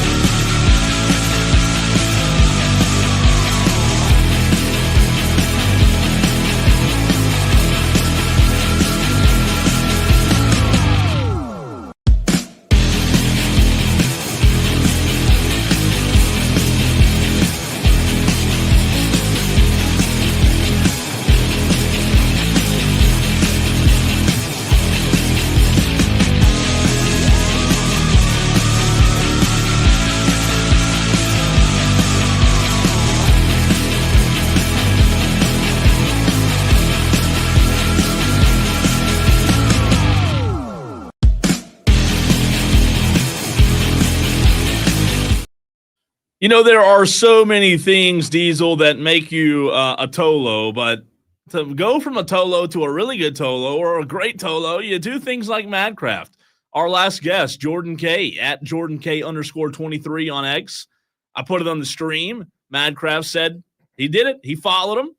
That way, Jordan, our guest, not just Jordan, but any other guest on the show, when they get off of an interview with us, they know that, hey, they had time well spent, Diesel. They gained a new follower, right? Yeah. It's big. It's part of it. So we appreciate you, Madcraft. Appreciate you other Tolos as well for turning it on and leaving it on. I want to let you know before we get into the conversation, you Tolos in the upstate can win a trip to Vegas. I don't know, Diesel, what the percentage, we live on the East Coast, newsflash, what the percentage of people in South Carolina in the upstate that have been to Vegas is, but I would guess under 15%. Is that too low? Oh, I think that's too high. I think it's too high. I think it's too high? Like 5%. Oh, 1 in 20? You're trying to tell me that more than 1 in 20 people in the Bible Belt, of South Carolina, have ever been to Las Vegas? So you think more like 10%? I think it's more like 5 or less. It might be. It's true. I think it might be more like 2. Yeah, and I think a lot of it has to do with obviously the Bible Belt, but how far it is. I mean, a long way. It is a long flight. So you Tolos, if you've never been to Vegas, we are giving you an opportunity right here on the Fan Upstate. You can be that 1%, that 5% to make the trip, and it wouldn't cost you anything. Slam dunk in Vegas with the Fan Upstate. All you have to do is download the free Odyssey app, AUDACY. Log in, listen to the Fan Upstate for at least 1 hour a day to enter. One lucky winner scores round trip airfare and accommodations for 4 in Las Vegas, plus $5,000 per person. That's $20K total in your pockets to enjoy the ultimate experience for the first 2 rounds of the college basketball championships. Good luck in this national contest, Tolos. If you don't have the app, do it right now. Download it as long as you're not driving. Or when you get home, remember to download it, AUDACY.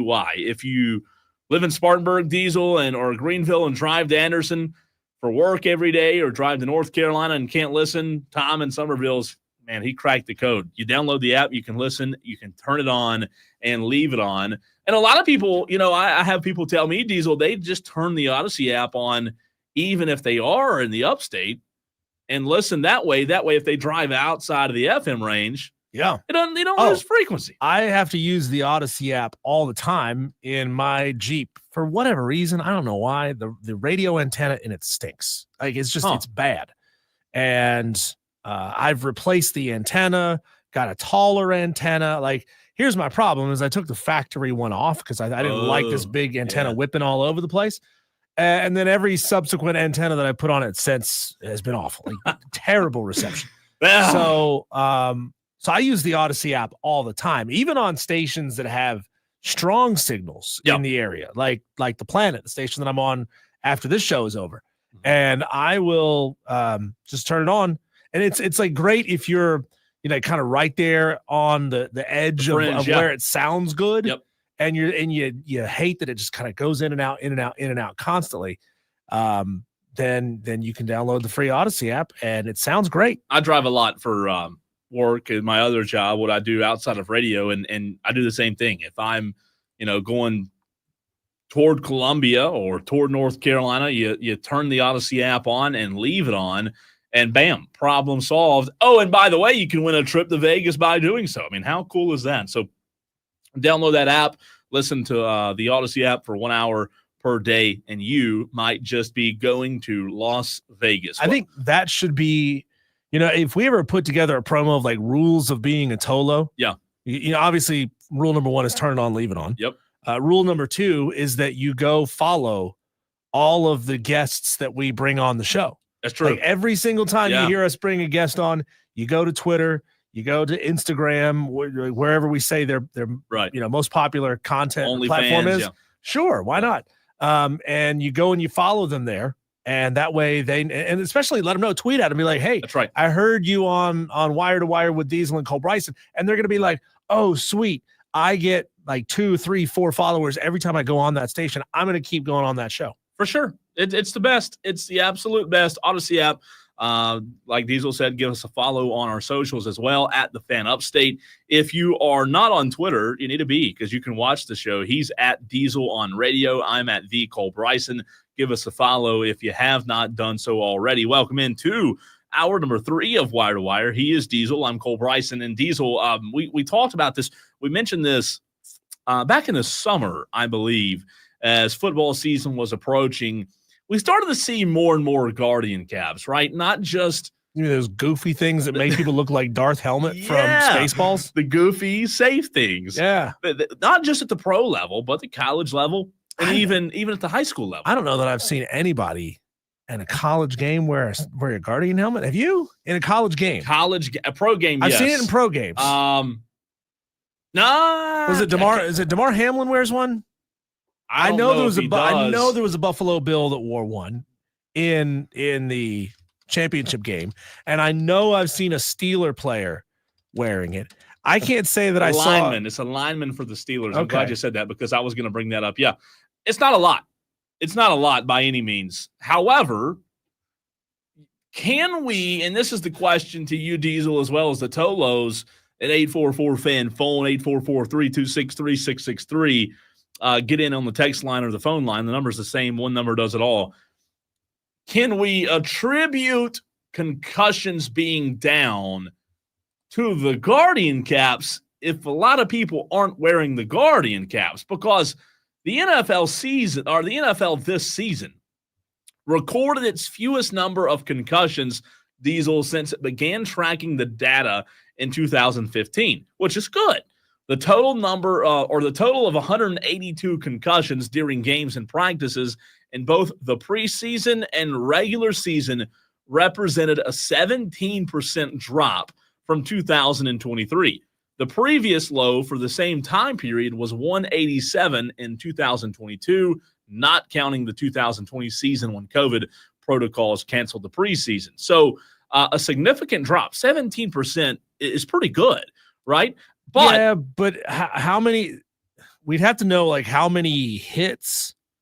You'd almost have to break it down as concussions per hit, especially when comparing concussions per hit when it's players who neither one of them were wearing a Guardian cap, where one of them was wearing a Guardian cap, or both of them were wearing a Guardian cap. Because if you're wearing a regular helmet and I'm wearing a regular helmet and we hit each other and neither of us gets a concussion, well, that's skewing the numbers potentially, in something that's not a truthful way of skewing the numbers. Well, that's kind of my point. Like this article that I was reading, it talked about concussions being down, and there were a lot of replies and mentions of the Guardian cap. But that's my problem, Diesel. That's my issue. If you're telling me only a handful of players in the NFL are wearing Guardian caps, you can't attribute Guardian caps to being the reason concussions are down. I mean, it makes no sense. 2 players in the NFL are now wearing Guardian caps. So, 17% drop from 2020. No, it doesn't work that way. So, where is that being attributed to? Madcraft says, weren't the kickoffs the play leading to the most injuries? That could explain it better than the caps. Very good point. It could, yeah. Not to take us down the rabbit hole and change the subject here, but after a full season of seeing the new kickoff rules, are we all just kind of okay with it?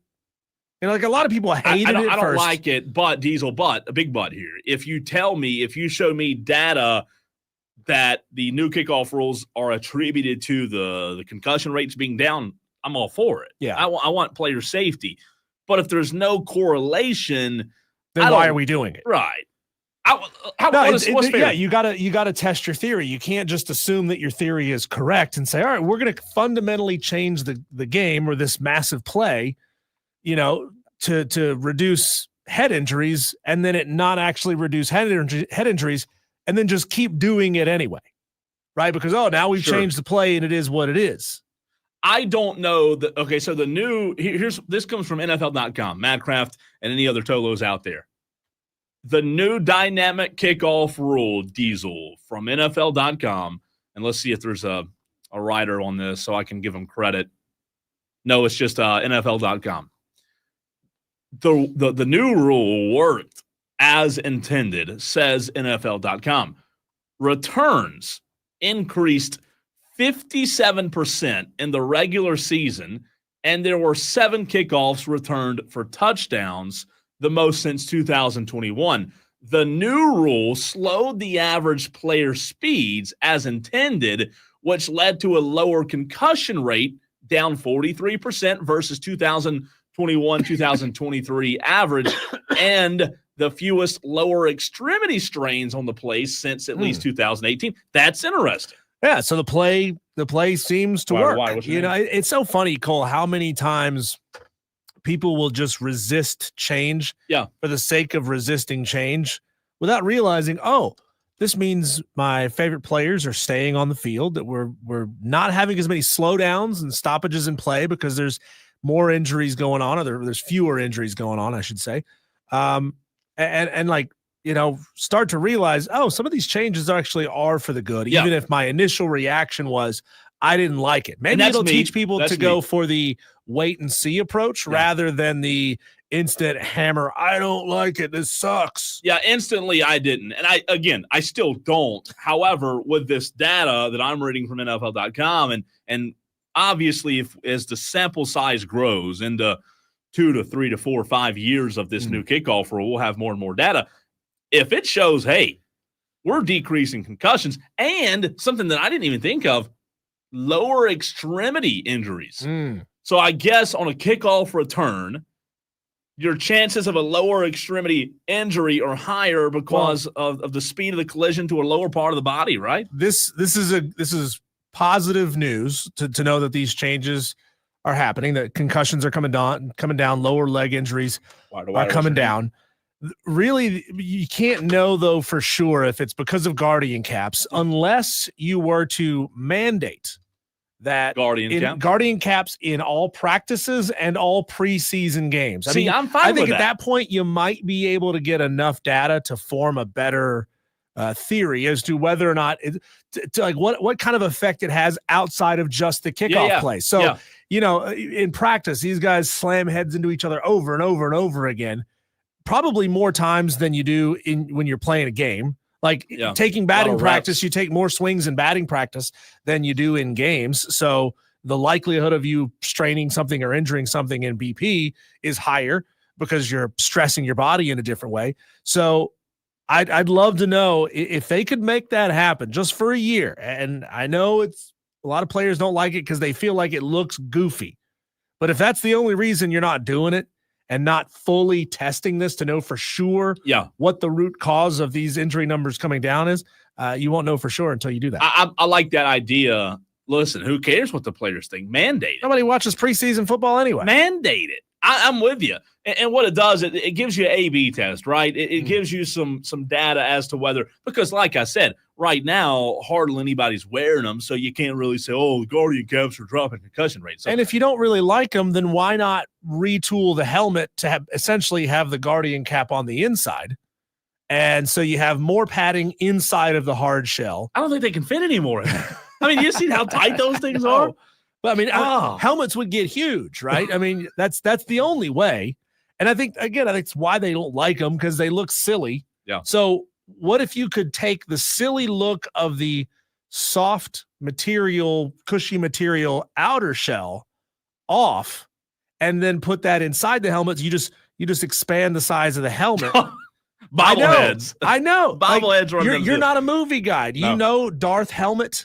You don't know Darth Helmet from Spaceballs? No. So you know who Darth Vader is, right? Yeah, of course. Okay, so I got to show you Darth Vader versus Darth Helmet, and you'll know exactly what I'm talking about. So the character, Rick Moranis in Spaceballs, which is a spoof of Star Wars, was wearing a Darth Vader helmet that was just gigantic. Looks like those new hats that everybody's wearing. You know what I'm talking about? Have you seen those gigantic hats? If our audience doesn't know Spaceballs and Darth Helmet, y'all are too young to be listening to this show. It does. It is abnormally large. All right, let's go to the phone lines. 844-326-3663. Tom in Somerville is up first. Tom, what is on your mind? Well, I'm certainly not a doctor, but Are y'all talking about those bobblehead-looking things that go on top of the helmet? Yep. They look like bobbleheads.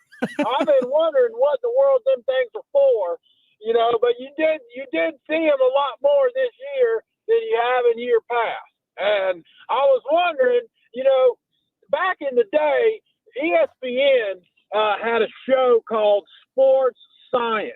Yeah. And y'all started talking about it, and that's what they need. They need to bring that show back, and that's where they need to dive down into the analytics. Because, with the way it is, like y'all were just talking about, not everybody wears one. So how accurate are the numbers? How accurate is the data? Now, if they were to bring that show back, I'm sure some genius could figure it out. But Tom, yes. Did you ever watch I think it was on Discovery Channel, the show called Deadliest Warrior, where they would pit two famous warriors from the past, like a samurai versus like a Spartan warrior? Well, they would show what the weapons would do to the human body. Part of it was with like CGI images, like, hey, if somebody whacks you on the side of the head with a war club, this is what's going to happen to your skull, right? And they also did that in the show where they made all the knives and stuff, knives and swords. So they need to do exactly that, but for football, and show you what happens to the inside of your brain, how much as it sloshes around when you have this big goofy Guardian cap on versus when it doesn't. Yeah, I mean, I don't know the exact number of concussions for this year, but it seemed like it was pretty low considering all the banging that goes on with heads during a football game. You multiply that by 17 games per team in the league. Like, I don't know how much better you can get in that category than what they're currently doing. I mean, it's football. You're going to have concussions. Yeah. I mean, unless you want to bring back leather helmets and start this thing all over, I'd be all for that. Bring back the leather helmets, bring back no face mask, put your hand in the dirt and go hit somebody. I mean, that's what I was always taught growing up. It's probably why I got issues, because I banged my head against somebody so many times. But, I mean, at some point, I just feel like there's only so much you're going to be able to do because it's football. Yeah. Well, what I mean? and people will always say, well, if the equipment is better at protecting me, now I can go hit somebody harder because I don't have to worry about the potential injuries as much because I'm wearing better, softer, more shock absorbing equipment. So these guys are just going to hit each other even harder. Let's go to the phones one more time. JD wants to weigh in. JD, what's up, man? How am I supposed to follow Tom? I'm not a doctor. Well, first, you're supposed to thank us for taking your call, JD. No, yeah. Well, first of all, yes, of course. Thanks for taking my call. But I got Tom chiming in saying I'm not a doctor. I thought I had something funny to say. What I was going to say was, if you put a helmet on me, it automatically becomes a weapon because my head is too big for my body. There is no possible way I could hit somebody without me hitting them with my head in the first place.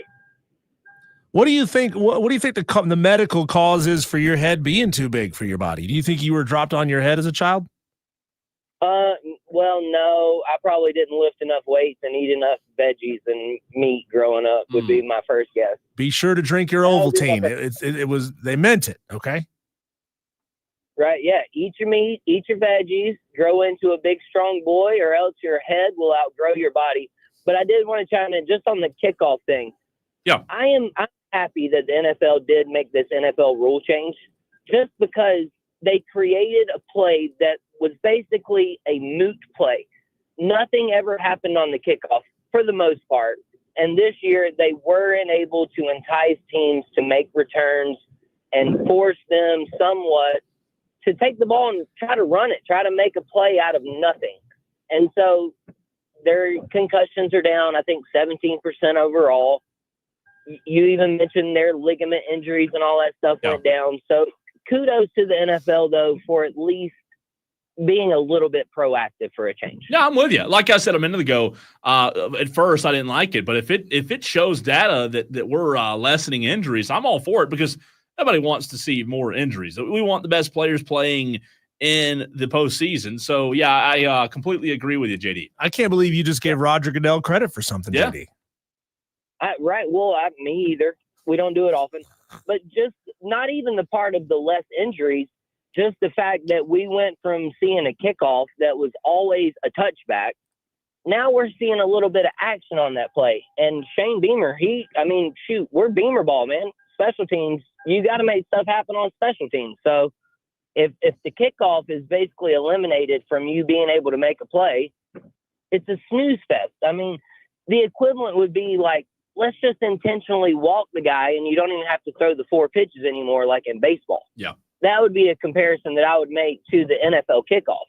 Why even watch the kickoff if you know it's going to go through the back of the end zone and it's not going to get returned anyway? You're going to start at the 25-yard line. Well, why even put a team out there at that point? JD, you know what the kickoff was for? It was meant to give a reason to come back from commercial so that you can watch 30 seconds of football so that they can send you back off to commercial again.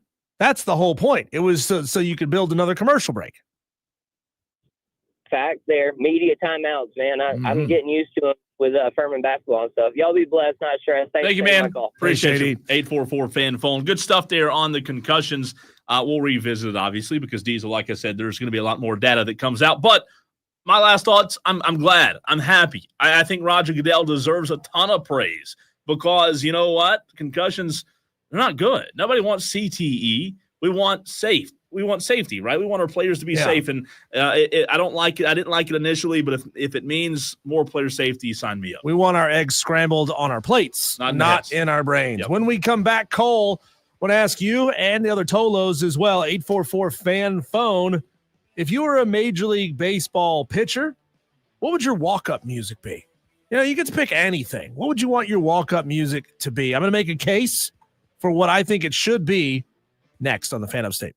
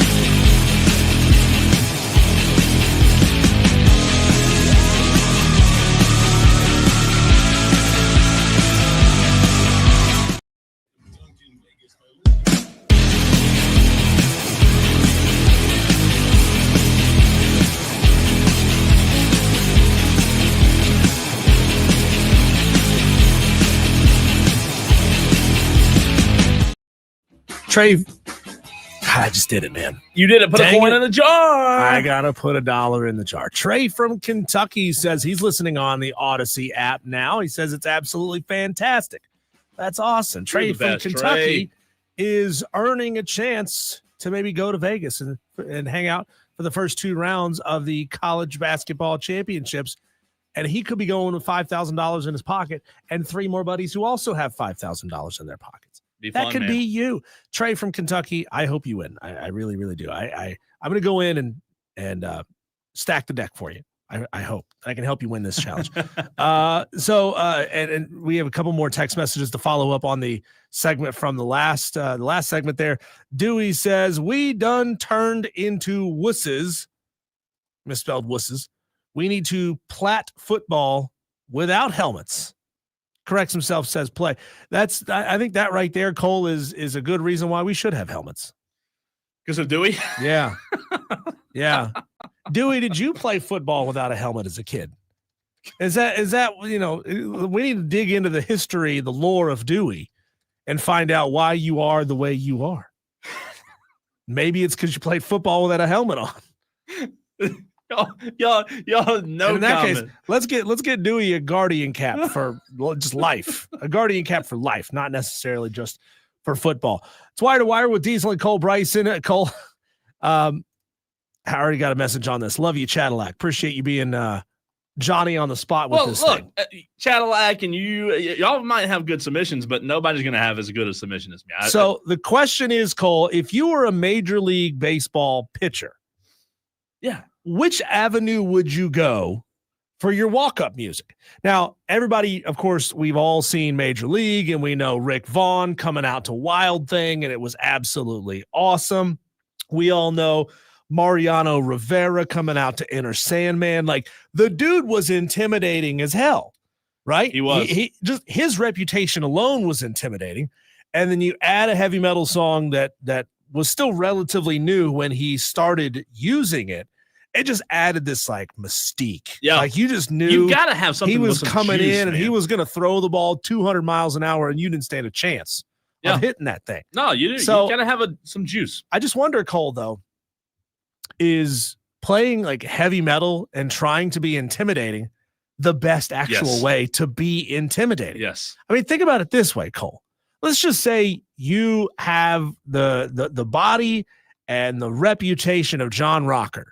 Not so much the off the field reputation, but the on field reputation. He was known as a bit of a wild card.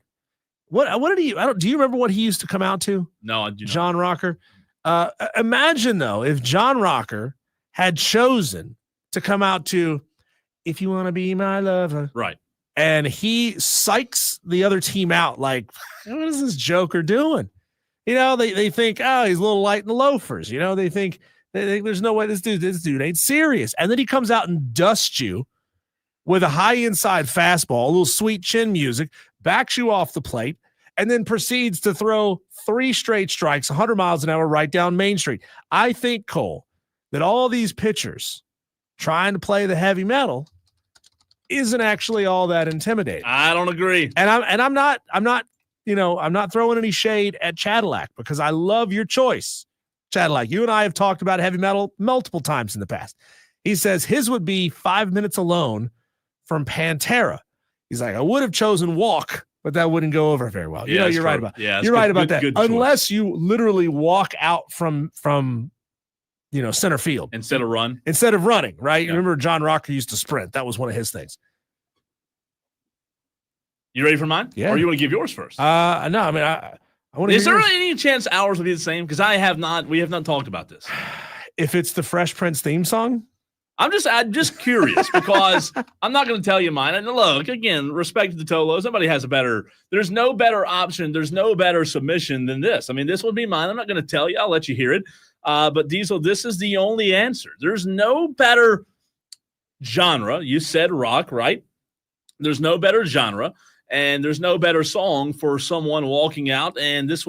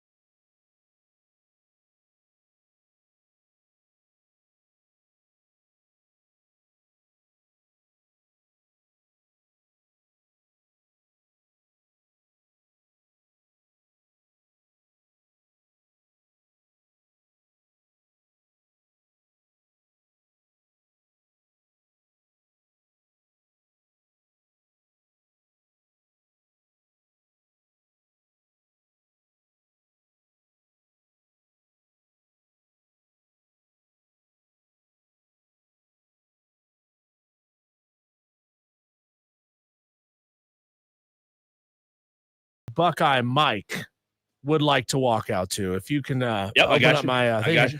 I'm guessing that we're going to be in the right part of the song here, Cole. So I don't know for sure, but here we go. Hang on a second. Can you bring me down just a little bit? Yep. And he wants to go to. This is what he wants. He wants Bang Your Head. This is Metal Buckeye Health Mike? from Quiet Riot.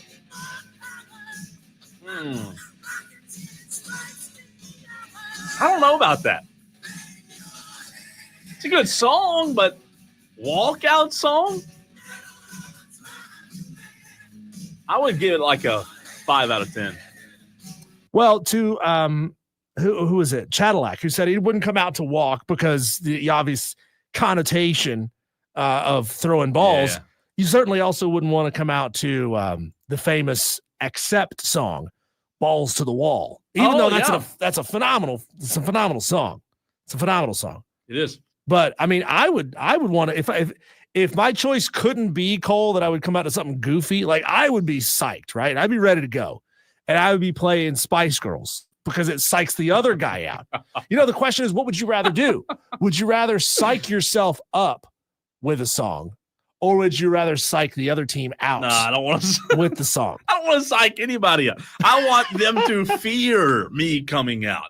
Fear me. Pac Fan Shove says Thunderstruck. That'd probably be a popular answer, right? JD says he had a collapsed lung once, so his song is Maroon 5. It's getting harder and harder to breathe. I don't know that. Interesting. Do you know that one? I know. Yeah, I know the song. See, you don't want to know like the heaviness that I would come out to. Do you have any? Yeah. I would come out to like heavy in your face. See, I don't think that's intimidating though. Wait. I'd start laughing.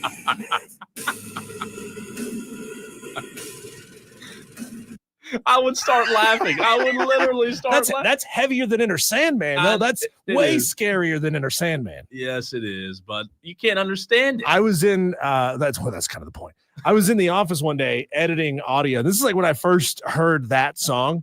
It's by a band called Lorna Shore. It's called To the Hellfire. And I'm in there editing that song, and that part, the really, really heavy part of the song comes on. And I just start laughing hysterically. Rob and Lonzo come out of their office. They're like, what is wrong with you? Have you legitimately lost your mind because you're giggling at the most terrifying noise that we've ever heard in our lives? It was pretty terrible. I'm not going to lie. Let's see. You got a lot coming in. Dewey, by the way, he responded to your question, Diesel. Dewey said, my song would be Bop by Hanson. Bop, bop, dop, boo, bop, shibby, dop, bop. And he said, bop, and yes, I wear a helmet dop, due to dumb decisions in life. Yeah. So there's your answer from Dewey. First time I think I've ever agreed with Kane. He says, psych out the opponent with comedy. Love it. Psych them out with comedy. Make them laugh. You take them out of their mental headspace of I'm trying to crank this ball 450 feet by throwing teeny bopper pop music at him. Rev Red says Big Bad John by Jimmy Dean. That's a good one. Really good one. Jimmy Dean, the sausage guy? Nah, probably not. Probably. What other Jimmy Dean do you know of? I don't know. I just read the text. He can put Diesel Dean. I'd read it. I'd believe it.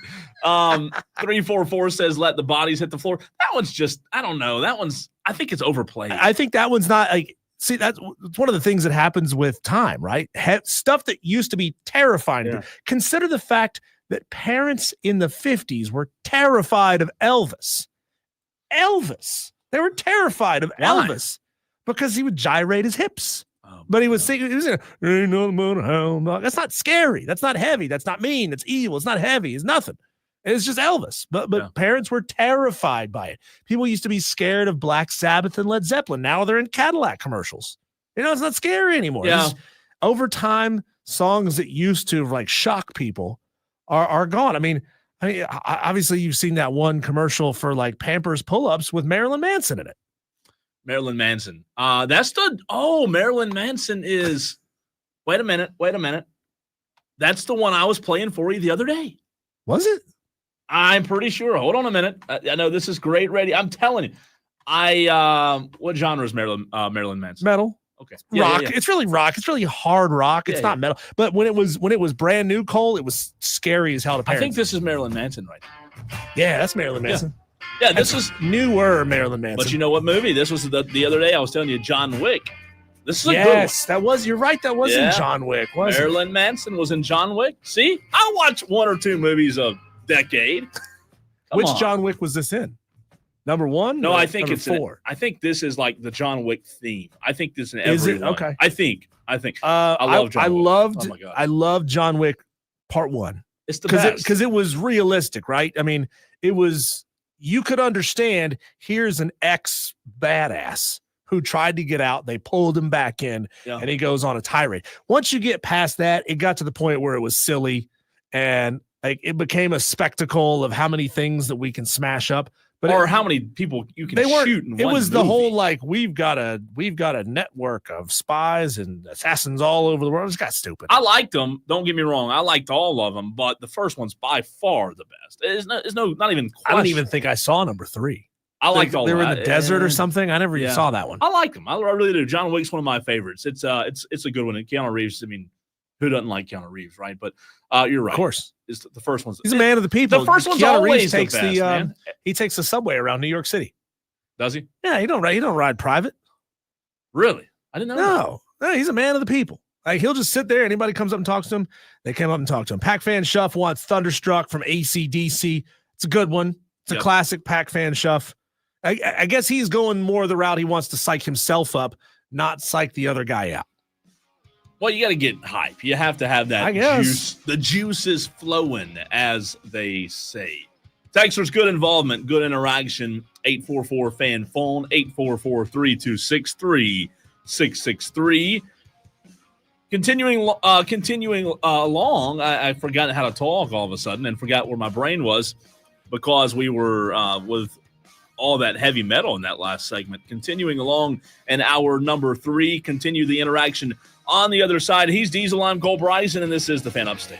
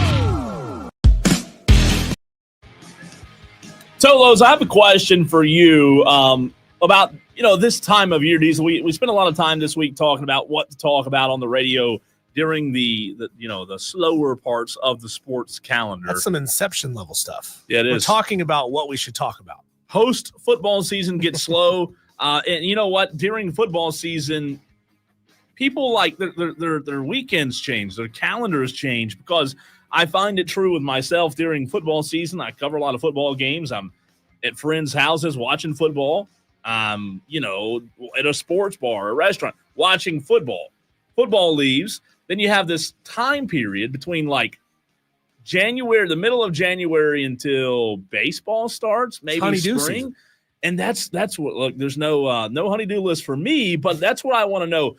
Tolos out there, what are your weekend plans consist of during this awkward weekend few weeks? What I mean is this awkward time period we have where it's too dark early when you get home, Diesel, on a Friday night. It's too dark to go out and do things outside for what, another month and a half until the first of March. 9th. Yeah, first week of March. Daylight? Yep, sounds right. And then obviously once daylight savings starts, there will be things to do outside. You'll start going for more walks. You'll start, going more places. At least it feels that way, right? I don't know why, but for me, it feels like when it's dark outside, you just go home a lot. Maybe it's not true. I still go, like I'm going to a high school basketball game tonight, still go to, games and stuff. But I want to know what you Tolos do during this awkward season that I call awkward. I don't know. It might not be awkward for you. Every weekend might not be the same. But do you feel that, Tolos? Do you feel that, Diesel, from the time football season ends till daylight savings? Yeah, well, I've already got my weekend planned out, Cole. I'm getting stuff done this weekend. It's honeydew. Yeah, it's honeydew. Well, part of it's like me making my wife do stuff. Yeah. That sounds weird. Yeah, to say that. It is promo. But no, like we need to wash the side of our house. We need to clean out the garden so that we can get the garden started again. We need to re-sand our patio, because you got to fill in the cracks between all the little paver stones. We got to do that. That's a lot to do in 1 week. Yeah, you start on it. The sand thing, that takes like 10 minutes. It really is not that long. That's the trip to the hardware store and back takes longer than actually doing the project, which there's a lot of projects that I avoid, Cole, because I realize it's going to be expensive, but it's not going to take a long time. Yeah. And that for some reason, that's in a weird nexus zone for me where it feels like I'm not getting my money's worth out of something that I just spent a lot of money for, even though it's an easily accomplishable project. So I'll tell you why it's awkward for me this time period, that's a month and a half, 2 months. Football season's done, right? The reason I asked this question, this is the first weekend, I think, since summer. I've gone into the weekend with nothing planned. Nothing on Saturday, Really? Nothing on Sunday. Are you going to sit there and do nothing? I don't know. It feels weird. Now, a lot of it has to do with, for me, my weekends are spent in the woods, right? Deer season's done. Duck season went out today. Today was the last season or the last day of duck season. So you can't hunt anything for the next 2 months. When does wabbit season start? Wabbit season is in. Turkey season's in April. Fishing's okay right now. It's not great. It's okay. But it's like this weird, awkward period where you don't really have anything to do. Mm-hmm. It's nice, though. It's kind of refreshing. This is the time for me when I go out and I start putting down all of the pre-emergent on the lawn so that the weeds don't start coming up. Yeah, that's good things to do. Yeah. If you live in a house, but I live in an apartment. So it's limited, right? You don't have a yard. Kane says youth sports. DB says NASCAR Sundays moving forward in about 2 weeks. Kane says 1 youth sports, 2 youth sports, 3 youth sports. must have several kids. Kane. DB says preseason race this weekend, Daytona 500, 2 Sundays from now. So here's a fine question, and Kane, you can give me an answer to this question. Diesel's coughing, by the way. Excuse me. Need some water? No, I'm good. I'm good now.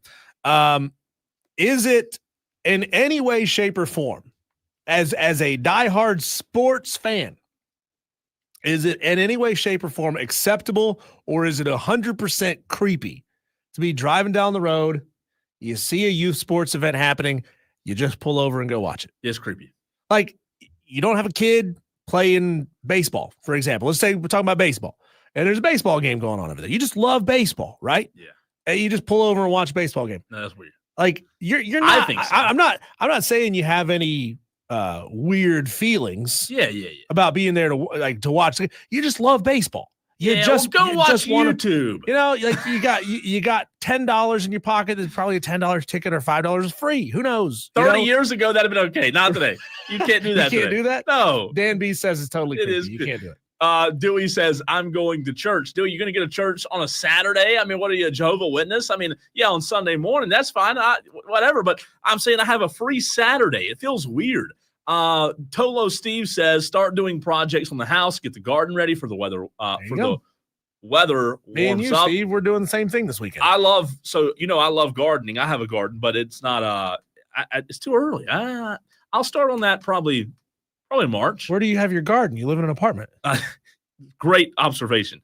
It is at my grandparents' house. I have so it's your grandparents' garden. No, I'm the one that made. I love gardening. I do too. I love gardening. I really do. I get mad it. when I see a weed. I'm like, I get it's personal. Yeah, I do. Well, I don't have weeds because I do the what do you call it? Tarp? No. I did I started making the garden beds, the raised beds. The raised beds. Gotcha. You don't have weeds with raised beds. They're phenomenal. Ah. I've done 2 raised beds. I love them. But they're expensive though. There's a lot You of gotta buy lumber. initial. You got to buy lumber. Yeah, lumber. If you're doing you can do the metal rings But too. it Those lasts. are real expensive. It lasts. And look, I love gardening. Raised beds are the way to go, man. I love raised beds. When we come I know back, that was riveting sports, by the way. yeah. Well, I mean, look, not talk non-sports. That's right. when everybody starts talking. And so for all of you so's and so's who have ever texted into this radio station saying, stick to sports, all these people texting in want to be a part of the conversation. So see, you're wrong. Suck it. Next segment, let's talk about mayonnaise. Not just kidding. We'll talk about college basketball next on the Fan Upstate.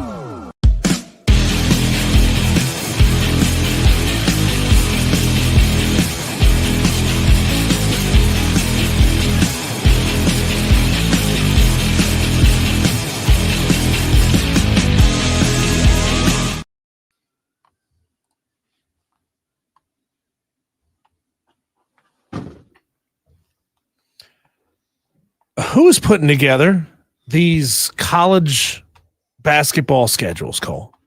It's a Friday in January, a month to go in the season, 10 games roughly for most teams.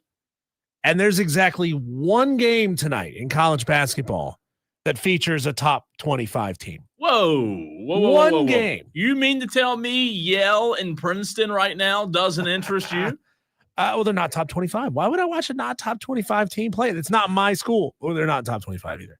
Yale, but if you watch that game, you might get smarter. Yale and Princeton. How? Are they going to teach me the quadratic equation while they're shooting shots? They might. Now, if they were to sports science this thing up, there you go, and teach me about launch angles and arc radiuses and power, velocity on the shot, you want to learn while you watch. That would be worth watching. Okay, that would be worth watching. So what they need to do, Cole, is instead of just having Joe Blow call the game, they need to bring in somebody from the math department to explain. You got sports guy here, you got smart guy here. Let's blend them together. I do like that. I have always said a good idea. It's like, here's the church, here's the people. Open it up. There's all the people. There's all the people. I've always said, and I stand by this with baseball too. I've always said that the TV broadcasts have a lot to do with the people watch sports. What I mean is, for baseball, we were talking about baseball earlier.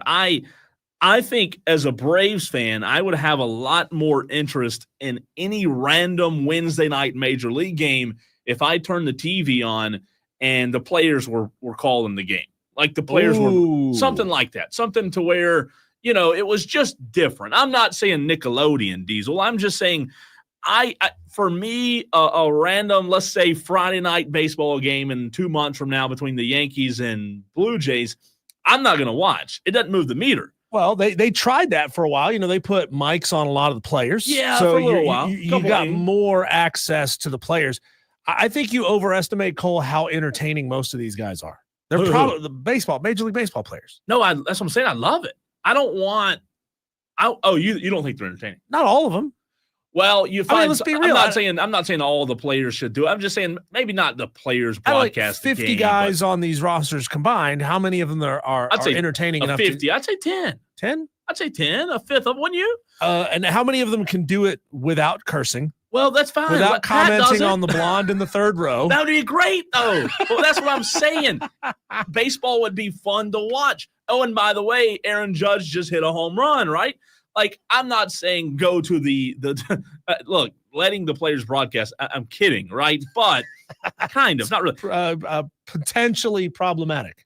What I'm saying is I think going back to your point about learning about college basketball or sports science, whatever it is, I think the broadcasts have a lot to do with people. I mean, I listen to some play-by-play guys to try to get better and learn how to do better play-by-play, and I'm entertained, but I don't have a dog in the fight, Diesel, of who's playing the game. Yeah. You need the entertaining play-by-play guy, the one who carries the game. But then you also need a really smart color commentary guy. Dynamite drop in, Monty. Yeah, no, I'm with you. Like, need that. Tonight, Indiana, Purdue, to your point, it's the only game on worth watching tonight. And again, what we're doing right now, we're coming up with ways to make it better. If we went through right now and said, okay, Diesel, Harvard, Columbia tonight, 7 o'clock, Dartmouth and Cornell at 7 o'clock, Cornell. Dartmouth and Cornell, Akron and Kent State, Fairfield and Quinnipiac, Mount Mary's and Mary. I can't even pronounce these freaks. St. Peter's and Ryder at 7 and Siena, Narcissist, and maybe it's because I'm immature, but St. Peter's and Ryder playing each other, that just sounds dirty. Ooh, I didn't think about that. What I'm saying is, though, like if we just went through every game, it'd be boring. But sure. We have to add a little entertainment. Same thing with basketball, baseball, whatever. I want 2025 and going forward, our sports broadcasting to be more. I don't mean Pat McAfee, but I do. I tell you what, I did enjoy. Hey, I did enjoy the Pat McAfee College National Championship broadcast. I watched it. I enjoyed it. The him on the sideline with Tebow and a couple other ex-players and them being right there on the field calling the game. That's what I mean. I enjoy that style.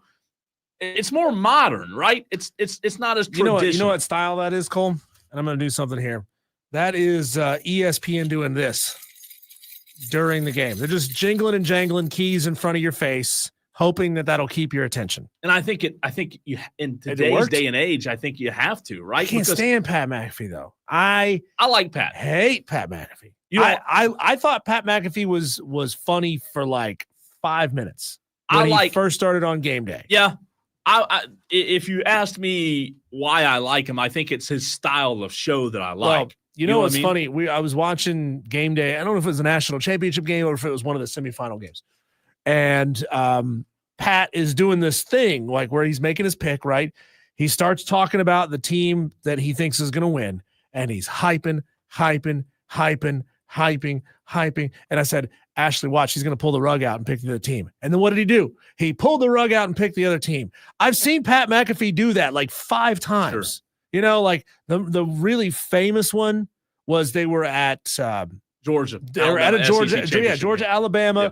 And he gets the whole crowd singing the Georgia fight song, and they're all like woo, woo, woo, woo, yeah. barking. And then he goes, "Give me Alabama to break their hearts," you know. And I'm like, all right, it was funny the first time, but like the 5th time, come on, Pat, you're a one-trick pony. But you know what? Why don't you just get drunk and curse on the air some more? I think, while I don't like Pat McAfee because, like, when I say I enjoy his show, I like the style of his show. I don't think he's like the best at sportscasting. I just think his style, for somebody like me, it's modern, it's fun, it's different, it's very loose. I'll give you that. I like that style. And again, if you ask me if I like Pat McAfee, just him alone, I don't know that I think it's more about what he's done to kind of modernize game. I think he saved game day. To me, it's not what Pat McAfee was. To me, was a lot better than what Pat McAfee has become. He's become a caricature of himself. He took all of the over-the-top elements that were great at first and said, you know what? Let me get rid of any and all journalistic conversation. Not journalistic, but just, like sports commentary conversation. Yeah. And let me throw all that out the window and let's amp this thing up to the point where it's silly and it became Pee-wee's Playhouse. You know what? The only thing I would say is how many more people watch sports now because of a guy like that. I don't, because I watched him before, but I think he introduced a new crowd of people who got tired of this. You know, one guy on this side of the desk, one guy on the other. Outside. You know, just the same old like debate. And I think First Take's gotten a lot better, but I think it used to be so stale with just the same old. And Pat brought a different view to it. Anyways, tomorrow, Diesel, a lot better games where you're not going to have mine and your made-up fantasy broadcast, right? I think you have to, for tonight's games with all of the Ivy League games, I think you have to upload a photo of your diploma to the ESPN app just to be able to log in and watch. Do you know where your diploma is? Yeah. I don't know where mine is. It's my parents' house in my childhood bedroom in the dresser drawer. It's in the black protective thing. I would hope mine's still in that black thing. Did you just fold yours in half? You're a bad kid though, weren't you? No, I don't know where it is. I thought about that the other day. I thought, wonder where my diploma is. I probably should find it, right? Should I count if you don't have your diploma? Should I care about it? Like, should I care to not know? I don't know. It was a random thought the other day. I said, I don't know if I know where it is or not. Maybe I'll find it one day when I'm cleaning out, right? Or moving. So tomorrow, Diesel, it starts off with a bang. And again, if you're a college basketball fan, this will be a good one to start your day with at noon. Florida, Tennessee 17-4, Florida 18-2. This will be a good one. The SEC battle. Not only is it SEC, 2 top 10 teams. This might be the best game of the day at 12 o'clock. Yeah. I mean, sign me up. 12 noon in Knoxville. A lot to write home to mom about on this one because you're looking at 2 of the best teams. One of these teams will probably be in the Final Four. One of them will be. Will I say both of them? Maybe not. Maybe Tennessee or Florida gets knocked out. But you're looking at a Final Four team and one of these, and you're looking at 2 teams that in my opinion, one of them are going to be in the Final Four when it's all said and done. I don't hate that prediction. I think that's really good. Both of these are fantastic basketball teams. Let's see. JD says, I go on interviews all the time who ask for a hard copy of my diploma and degree. Let's see. Also tomorrow, I don't get it. What is he talking about? He's saying that people, when you go to an interview, they don't actually ask you for your diploma. Oh, a job interview. Like a job interview. People like make it a big deal to go get a diploma. These days. He's right. That's true. And nobody asks for it. Like really, no one asks for it. You know what? He's right. I don't know if They just ask, how are you going to contribute to our corporate culture? Ugh, I don't do jobs. I don't like that. I went to school for 5 years to get to understand what to do in this job. And you want to know how I'm going to add to your corporate culture? I don't work there yet. You went for how 5 am I supposed to know? As well? Yeah, I went for 5. I did too. I redshirted my freshman. I got midway through my junior year and said, "Ooh, crap! I'm not 2 semesters away from being ready to graduate." So I was like, "Let me add a minor to this." Yeah. No, I was kind of in the same boat. I ended up working in my minor field. My minor field was broadcasting. Oh. I don't think I minored anything. No, I didn't redshirt. I was kidding. I didn't redshirt. I tell people that though. I just redshirted. You just didn't take a large enough course load to get out of there in 4. Yeah, that's all. What did you major in college? Communications. Really? Yeah. Okay. I was a marketing major. Yeah. And a broadcasting minor. Yep. This is what I majored in. I did not mind. I'm pretty sure I didn't minor in. But also, you and I both know, Cole. Would you agree that having any kind of college education in broadcasting is essentially meaningless to this profession? Basically, can you be entertaining? Can you hold a thought? Can you turn on a mic and talk for 12, 15 minutes? I think it's becoming more and more meaningless. Yeah. Yeah. I genuinely wouldn't say that much of what I learned. I'll tell you this really matters. Not to go on a rabbit trail here because this whole segment has been, but it's okay. I think there are things that you learn in college in communication that are very important, like media ethics, right? Like things that I see these, everybody nowadays has a outlet and a platform and they cover this and that. And there's no media ethics when it comes to understanding what ethics are and doing the right thing. I'm not going to get down on Did Pat McAfee take media ethics? I don't know. I would say say probably not. What day did they cover that? The class that said you're not supposed to go to Ireland, drink 30 Guinnesses, and vomit on live television. There's got to be so many college professors. When did they miss that in media? That's what I'm saying. But again, it's changing so much that to your point, it's like maybe you don't. But I think it's important. Some things I think it's important to know what to say in certain situations, what to break, when it comes to breaking news, covering things. There's certain media ethics that I think are important, but no, you're right. Hey, your App State Mountaineers play tomorrow night or tomorrow, 1:00, Georgia State, App State 6-4 in the Sun Belt, Georgia State 4-6 in the Sun Belt. 1:30 tomorrow, Clemson at NC State in Raleigh, a big ACC game, but NC State's no good. Very similar to last Saturday. NC State took Duke to the brink. It did last week. I think that was a fluke. I think. I'll tell you this. That's not nice. I said last week that Clemson would go to Virginia Tech and win handedly. It got close. It was close in the second half.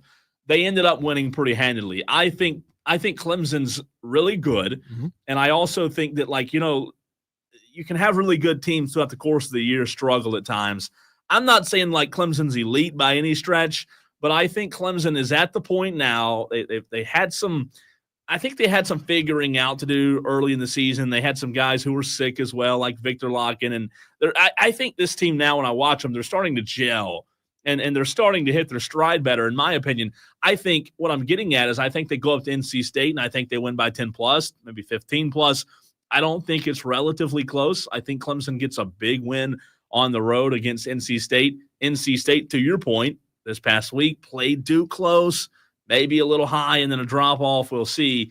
Bottom line is they're a 2-7 team in the ACC, though. How many Clemson fans will take the result of this game, compare it to the result of NC State at Duke, and you kind of try to use the transitive property to say, because here's how we compare to Duke. Because if NC State can go on the road and keep it tight with Duke, it was close. It was a one-possession game, I think. Yeah. I think at like the 3-minute mark or 4-minute mark, and then Duke, pulls away in the last minute or two of the game. If you can say NC State can do that on the road, and then if Clemson can beat NC State comfortably in Raleigh, then I think you got something there. Well, again, you can do it to a degree, right? You can do it to a degree. You can't measure your entire like. I think you measure all of it that way. Well, here's the deal. The reality is you play them in a week. 1 week from tomorrow, right? I believe I'm right on that. Somebody Tolo, tell me if I'm wrong. Y'all are good at that a lot. I believe 1 week from tomorrow, Clemson hosts Duke. So you can use a little bit of a Diesel to measure and see, where exactly you thought NC State exploited some of Duke's weaknesses, or what you don't hope for is Duke just had an off night. I'm saying if you beat NC State by 10, then you could beat Duke by 20. Ooh. Transitive property, baby. That's bold there, Cotton. That is bold. Also at 2:00 tomorrow, or Clemson, by the way, is 1:30 if I misspoke. 2:00 tomorrow, Auburn, Ole Miss. Auburn's the best team in the country. Number 1, 7-0 in the SEC, 19-1, just really playing well. JD asked, how did the Gamecocks beat Clemson earlier this year? It's a great question. Also a great question talking about Auburn. How did South Carolina almost beat Auburn? 7-0, Carolina's 0-8. So it's crazy. Anything can happen in the SEC, but good game tomorrow. 2 top 25 teams. Should the University of Miami and or its collectives, this is a good question for Madcraft if you're watching, should they be able to sue Jim Larinaga for really screwing that program over? God, they're terrible. In a massive way. They're bad. They're horrible. 0-10 in the ACC, 4-17 bad. Overall.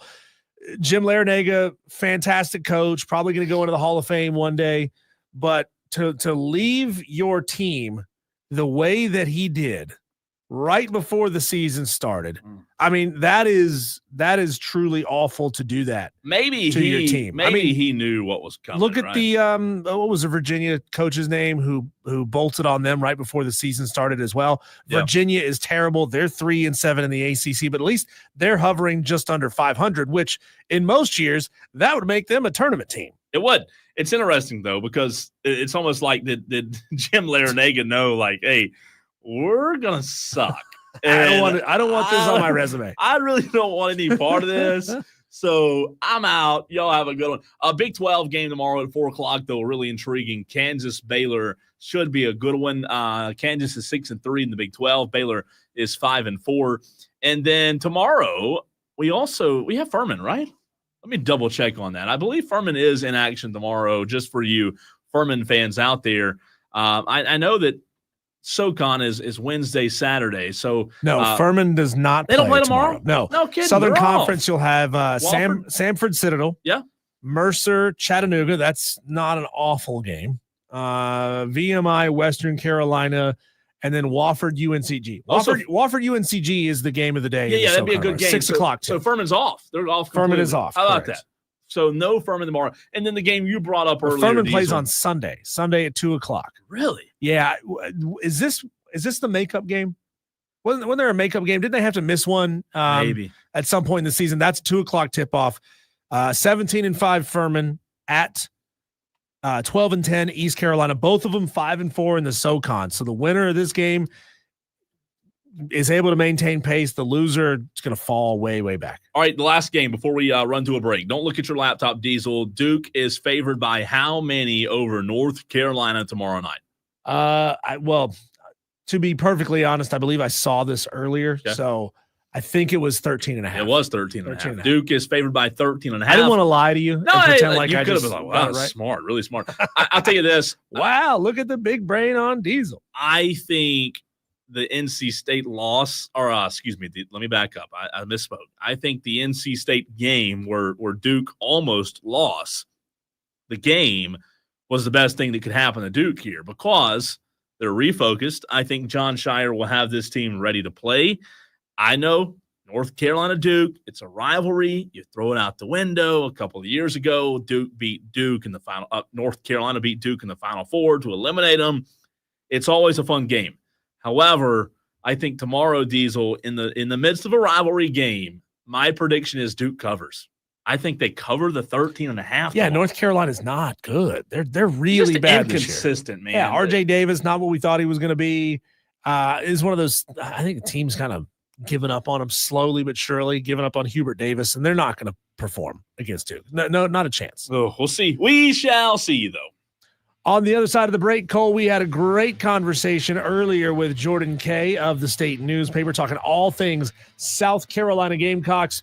A lot going into the basketball program, a little bit of baseball, a little bit of football as well. That's coming up next right here on the Fan Upstate, 97.7 FM in Greenville, 97.1 FM in Spartanburg, and everywhere you are on the free Odyssey app.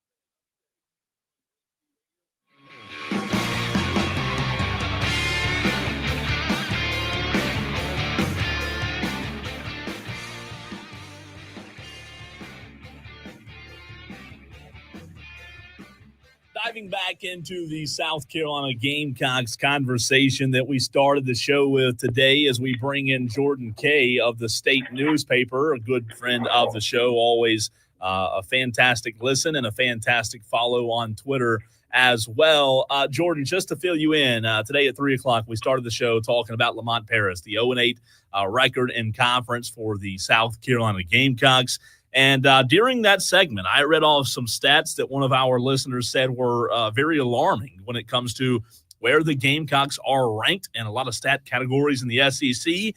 I ask you, should Gamecock fans be alarmed that their team is almost dead last and dead last in a lot of these categories in the Southeastern Conference?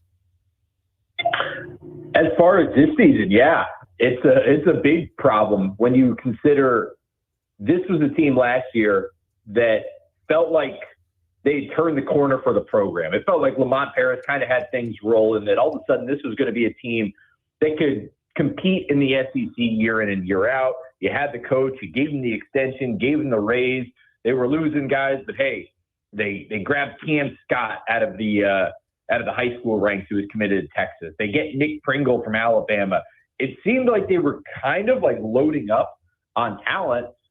And then there are a lot of the things where they were so good in last year in defense and, continuing playing the tempo that they have. It's like all those numbers they're so far down in. And last year, it's not like they were the greatest offensive team, but they were so good on defense that it didn't matter. And this year, it's like just a little bit decline on the defensive side. And it's like those offensive numbers all of a sudden are becoming a real big problem. Jordan, you look at this roster and you see, a handful of upperclassmen, a lot of seniors and graduate guys who are going to be going off to the NBA or going off to other pursuits after this season. How much fear is there about the players who are juniors, sophomores, and freshmen that they're all going to scatter and go their own directions? Because, it's modern college athletics. Anybody can come and go just about any time they want to. In your mind, how many of these guys can they hope to retain? Is it even a good thing if they retain them, if they're, 0-8 in conference at this point? And then, how do you build any kind of consistency if the entire roster is changing over every year? It's a great point. They're going to lose for sure Pringle, who's graduating. I think Jamari Thomas is graduating too. Colin Murray-Boyles is going to go to the NBA, barring something crazy happening. And then you're going to lose some other guys probably to the transfer portal. This is kind of the one thing that scared me after last year, and might scare some football fans too.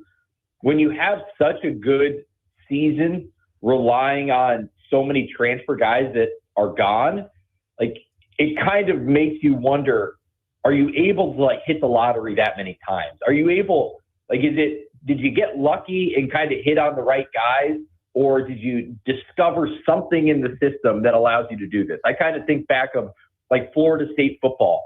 Okay, they go crazy in the portal and go undefeated.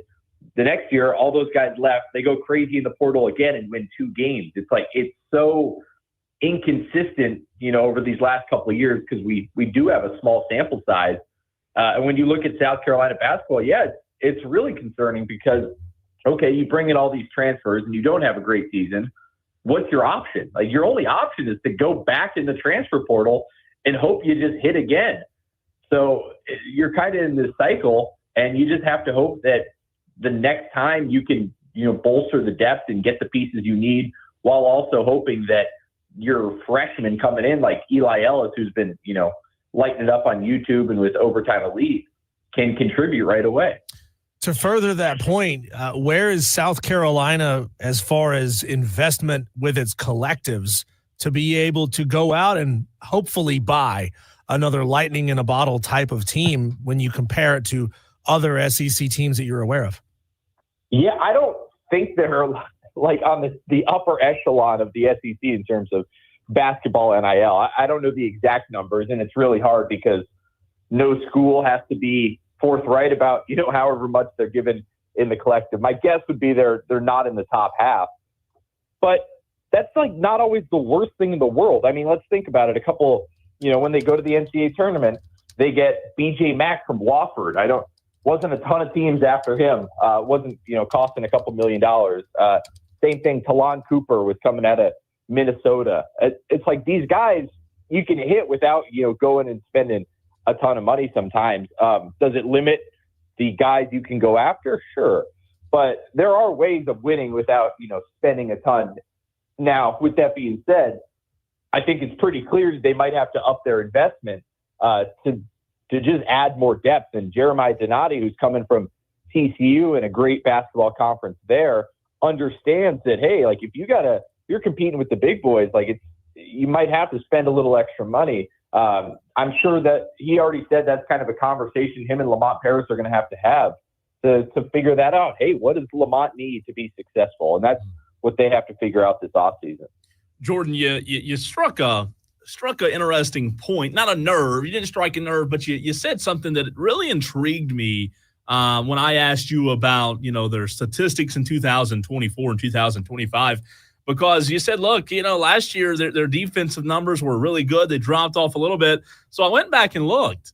Lamont Paris' first season in the SEC, they were dead last in total offense. Last year, a year ago, they were 13th out of 14th in the SEC in total offense. And then year 3, there's dead last again in total offense, even with some SEC newcomers. So, look, I'm not trying to push the envelope with this hot seat conversation, but 3 years in a row now, you've been almost the worst team in total offense and scoring offense. And I don't know, in your mind, what does that say about Lamont Paris? I don't think it's that alarming. Like, I understand your point of, hey, the offense needs to be better, and it does, but like, he's clearly shown like he can win by playing this style. I think this is like the style of the Wisconsins. I think Tony Bennett did it a lot at Virginia, where you can win by, not scoring great, but it really does put a crazy onus on your defense of they have to just be otherworldly to win like this. I do not question Lamont Paris as a coach in any way, shape, or form. Like, I think that dude is a heck of a basketball coach who has a specific system. And, when he gets the players, the right players, it looks really good. But it also, it's a system that kind of is on a fine line, because if you don't have the guys and you're relying on just the defense to limit teams like under 60 points some nights, like, that's a really hard ask. Does he go back this offseason and look and say, actually, maybe we need to play a little faster and we need to find, new ways to score? That could be something. But he figured it out at Chattanooga, how to win that way. Bo Ryan and Greg Gard did it a long time at Wisconsin. He showed it last year at South Carolina. Like, I don't anticipate him just like abandoning his system, perhaps just finding guys that maybe better fit it. Jordan Kaye of the State Newspaper joins us here on the Fan Upstate. I want to ask you the question that, I asked our audience in the first segment when we talked about this. What word would you use to describe this season from a South Carolina fan perspective? Acceptable, unacceptable, or understandable? Because what scares me about this situation for Lamont Paris is that Jeremiah Donati didn't hire him. And as well as I do, a lot of times when a new AD comes in who didn't hire the coaches, he's not, compelled to be as loyal or as understanding as the AD who hired a guy might be. In your mind, are you seeing basically a cleaning house of assistants and we need to make some wholesale changes? It kind of worked out for Shane Beamer that way, right? A little. Granted, like, you look back at the Shane Beamer thing, he didn't fire anyone. He only fired one guy. A bunch of others left for, head coaching opportunities. The Justin Sepp thing was, I guess some might look at it as like a demotion, firing thing, but Shane Beamer didn't really fire anyone. So, that will be interesting. A lot of those guys have been with Lamont Paris for years. So, I think he's pretty loyal to them. It would be somewhat surprising to me if he makes a change, but perhaps that is something that, he has to do. But I don't think Jeremiah Donati is going to come in and he's not firing Lamont Paris this year for a couple of reasons. One, I think Lamont is a very good coach, and you're not going to just, because of one down year, be like, you know what, actually, not the guy. You got to give him time to rebound. One off year after the greatest season in, one of the best seasons, regular seasons in program history, give him a little bit of leeway. The other thing is, he just signed a massive contract. Lamont Paris is under contract until 2030. With revenue sharing and stuff coming in, that would be really, really, really hard to front if you're, South Carolina. Be like, oh yeah, we're going to pay all this money to our student athletes and then also pay a basketball coach for one bad season. It's a that's a tough ask, and I think Donati's going to give him time, and I think he deserves a couple seasons to be able to rebound. And I think rebound off an off year. Sorry. No, I'm sorry. I didn't mean to cut you off, Jordan. I think that if you're a Gamecock fan, what you said and what you tweeted out a couple of days ago about Jeremiah Donati and his, conversations with Lamont, I would imagine, and tell me your thoughts on this, if you are a Gamecock fan, that's what you're swinging for. That's what you're hoping for, is that Jeremiah Donati just realizes that he doesn't have the resources he needs. And you had a couple of tweets a few days ago about Jeremiah Donati and his praise of Lamont Paris on a local station on 107.5 The Game in Columbia about the talent gap. And maybe Jeremiah Donati, tell me if I'm wrong here, recognizing that no blame on Ray Tanner, no blame on anyone in the past, but recognizing that he has to do more as an AD to help this basketball program thrive. Yeah, I think the first part is like what you're talking about when Donati came in, and I think a lot of ADs do this, is like you got to come in and listen. Say, hey, what was the problem? Like, what do you need to be better? The answer is not always, it's not firing people. It's saying like, okay, how can we better equip you? I mean, that's what a good AD does. And I think you looked at what South Carolina did this last offseason, it seemed like that was kind of the direction they were going. I mean, to get Cam Scott, to bring Colin Murray-Boyles back, to get Nick Pringle, like it seemed like they were going in that direction. And if South Carolina had won, 4 or 5 conference games at this point, you might say like, wow, look at the investment's paying off. But because they're losing, it's like, oh man, do they need to make more of an investment? What's wrong? Jeremiah Donati, I don't think is going to come in and like make rash decisions. He's going to talk with Lamont Paris, kind of bring, some of his knowledge of TCU is in some ways in years, like in a similar position where they were probably never going to be the Kansas or spending that much money. But TCU would make runs, would go to the NCAA tournament, had a great coach in Jamie Dixon.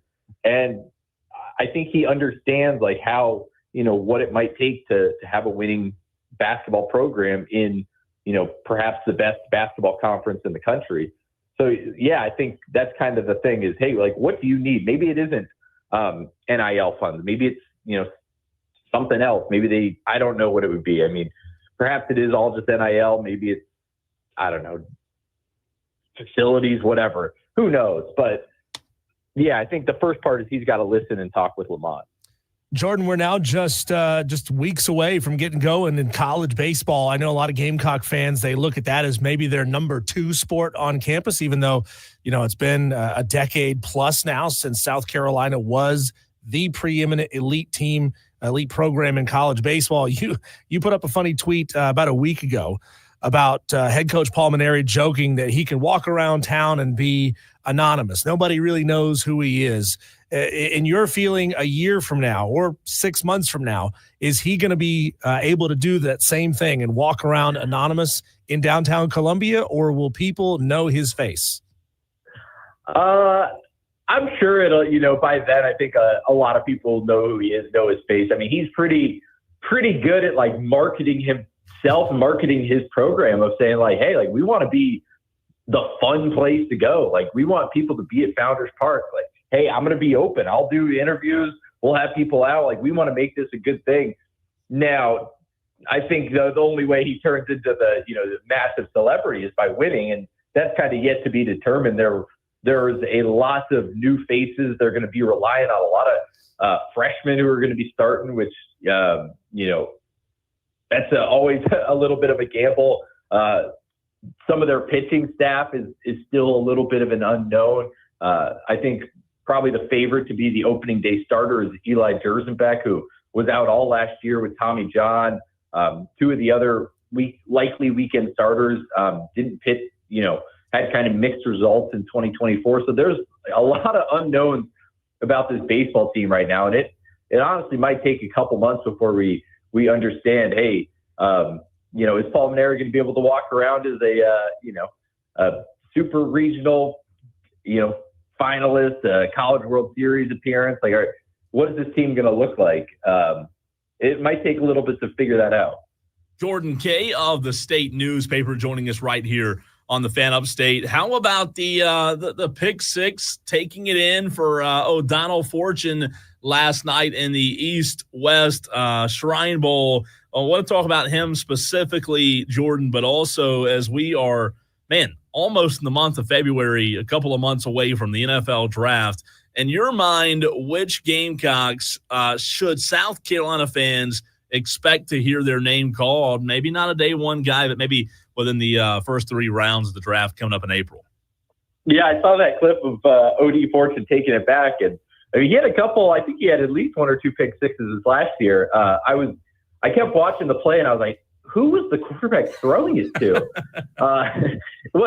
He didn't have to make the craziest play, but, props on the return. That was impressive. As far as the draft, I mean, I think right now I would say the top Gamecock off the board might be TJ Sanders, the defensive tackle. All year, I mean, there were seemed like he was getting really rave reviews from draft people. And this week at the Senior Bowl, I've already seen a lot of things on Twitter from people that, hey, this guy is just a monster. Kyle Kennard, obviously, I saw some people on Twitter saying he might be a day 2 guy. Who knows if he jumps up once people see him this week at the Senior Bowl and at the Combine. I haven't seen too much on Nicky Manwari, but would anticipate he's kind of a, day 2, early day 3 guy, maybe even, who knows, day 1. It's so hard right now to know. And then I think, the stock is rising for Demetrius Knight, when I don't think a lot of people saw him, nationally, because it got overshadowed a little bit by Kyle Kennard and Dylan Stewart. But man, you turned on the tape and it was like Demetrius Knight was everywhere. That guy was so good in pursuit of running down these great SEC quarterbacks and running backs, and he was beating them to the edge just constantly, always making good decisions. And if you do get that guy in an interview room with teams, it would be hard to not walk away and say, dang, I want that guy on my football team. So I'm really curious to see where he goes. Would love to kind of see him move into that day 2 range and get a little bit bigger paycheck. He is Jordan Kaye of the State newspaper. One quick last question for me. When you talk to the guys that have played at South Carolina who are now playing in the NFL, and specifically when you look at the Carolina Panthers, they have multiple guys who played at South Carolina on that roster. Do they feel something extra special? And do they feel like a little sense of familiarity and additional camaraderie on an NFL roster? I always wonder if it would be worthwhile for NFL teams to draft multiple guys off the same team, because off the same college team, even if you span it over multiple seasons, because it just builds a little additional togetherness. Yeah, I think I do remember talking to Jadeveon Clowney, and it's it is, I think there is somewhat of a bond of having 4, 5, 6 guys in the locker room who all have this common thread that you can pull on. And yeah, there's got to be some of that. I mean, look at what the Eagles have done, basically just drafting 3 dudes from Georgia every year. And there is some level of accountability of these guys all know what the others, they can kind of talk to those guys in a different way because they've known each other and have shared experience and have relationships. So yeah, I've always thought that too, of hey, why not just, go get teammates? Hey, Joe Burrow and who is it? Jamar Chase. I mean, perfect example. Hey, you guys were great in college, had a great connection. Just keep it going. The Panthers one, I always do kind of wonder, because it's Jadeveon Clowney and Xavier Legette, they were a decade apart in age, maybe more than that. It's kind of crazy. I don't know how much they actually have in common in terms of South Carolina. I think some of the buildings that Clowney was, practicing in and, going to study hall in, weren't even built when Legette graduated. So I always wonder that. It's quite the age gap, but I'm sure it does help a little bit, especially the Panthers side, where you can see Legette has to drive an hour and a half, and he's at a women's basketball game. He's going to football games and stuff like that. I imagine that part's pretty cool too, of kind of being able to have a little familiarity with your surroundings. Follow on Twitter at Jordan Kaye. That's KAYE_23. He covers South Carolina football for the State, does a fantastic job. Jordan, we appreciate your time as always. Great stuff. And we will talk to you soon, my friend. Thanks, fellas. Have a good one. That's Thanks, Jordan Jordan. Kaye. Fantastic stuff as always. And yeah, he's right about that. I didn't think about that. I mean, Yeah. how old Xavier Legette and Dave? That's a 10-year plus age gap at Well, least. think about it this way. It's hard to get a bunch of guys on a roster on the same page. Yeah. So if you can somehow find a way, and it's not easy to do, right? But if you could somehow find a way to get multiple guys coming out of that same college system year in and year out, Yeah. you now align them in a way that most other teams don't have. Well, They all came out of the same program with the same standard, the same mentality. And I think there's no way that's not beneficial. no, I think his answer about the Eagles is a great point because he's right. I mean, they've got, 3 dudes on the defensive line that all played at Georgia. So, yeah, I think there's value there without a doubt. Fantastic stuff from Georgia. When we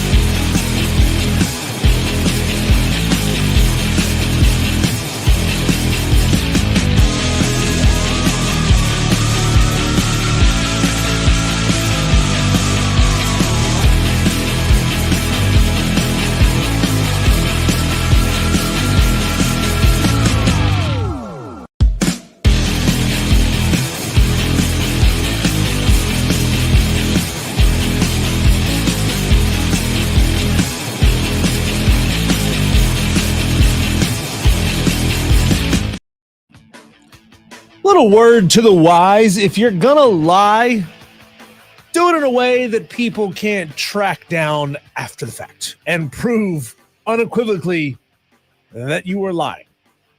We started this earlier in the show talking about the Ippei Mizuhara sentencing that is due here in just a couple of days. I think he's got a week until Ippei finds out his fate. Obviously, you remember from just short of a year ago, Ippei stole millions and millions of dollars from his employer, from Shohei Ohtani, one of the biggest baseball stars in the world, where his lie was that I'm a gambling addict. You know, I got a problem. I got deep in with the Sharks, and I needed to embezzle from my friend to pay off my gambling debts.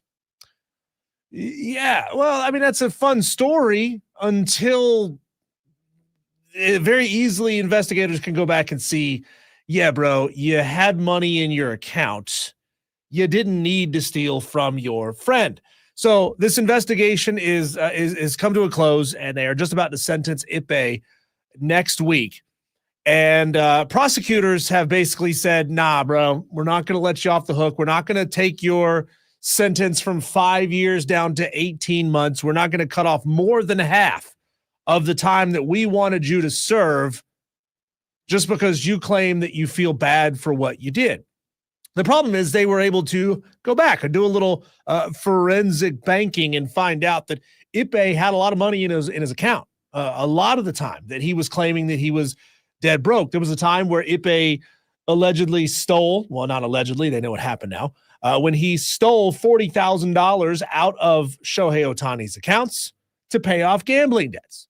Well, at the time, Ippei had $35,000 cash in his checking account. So why did he need to steal from his friend? If you got the money to pay it off, why do you need to steal from your friend? Well, then they looked back multiple times and they found out that at some point he had $195,000 in his account.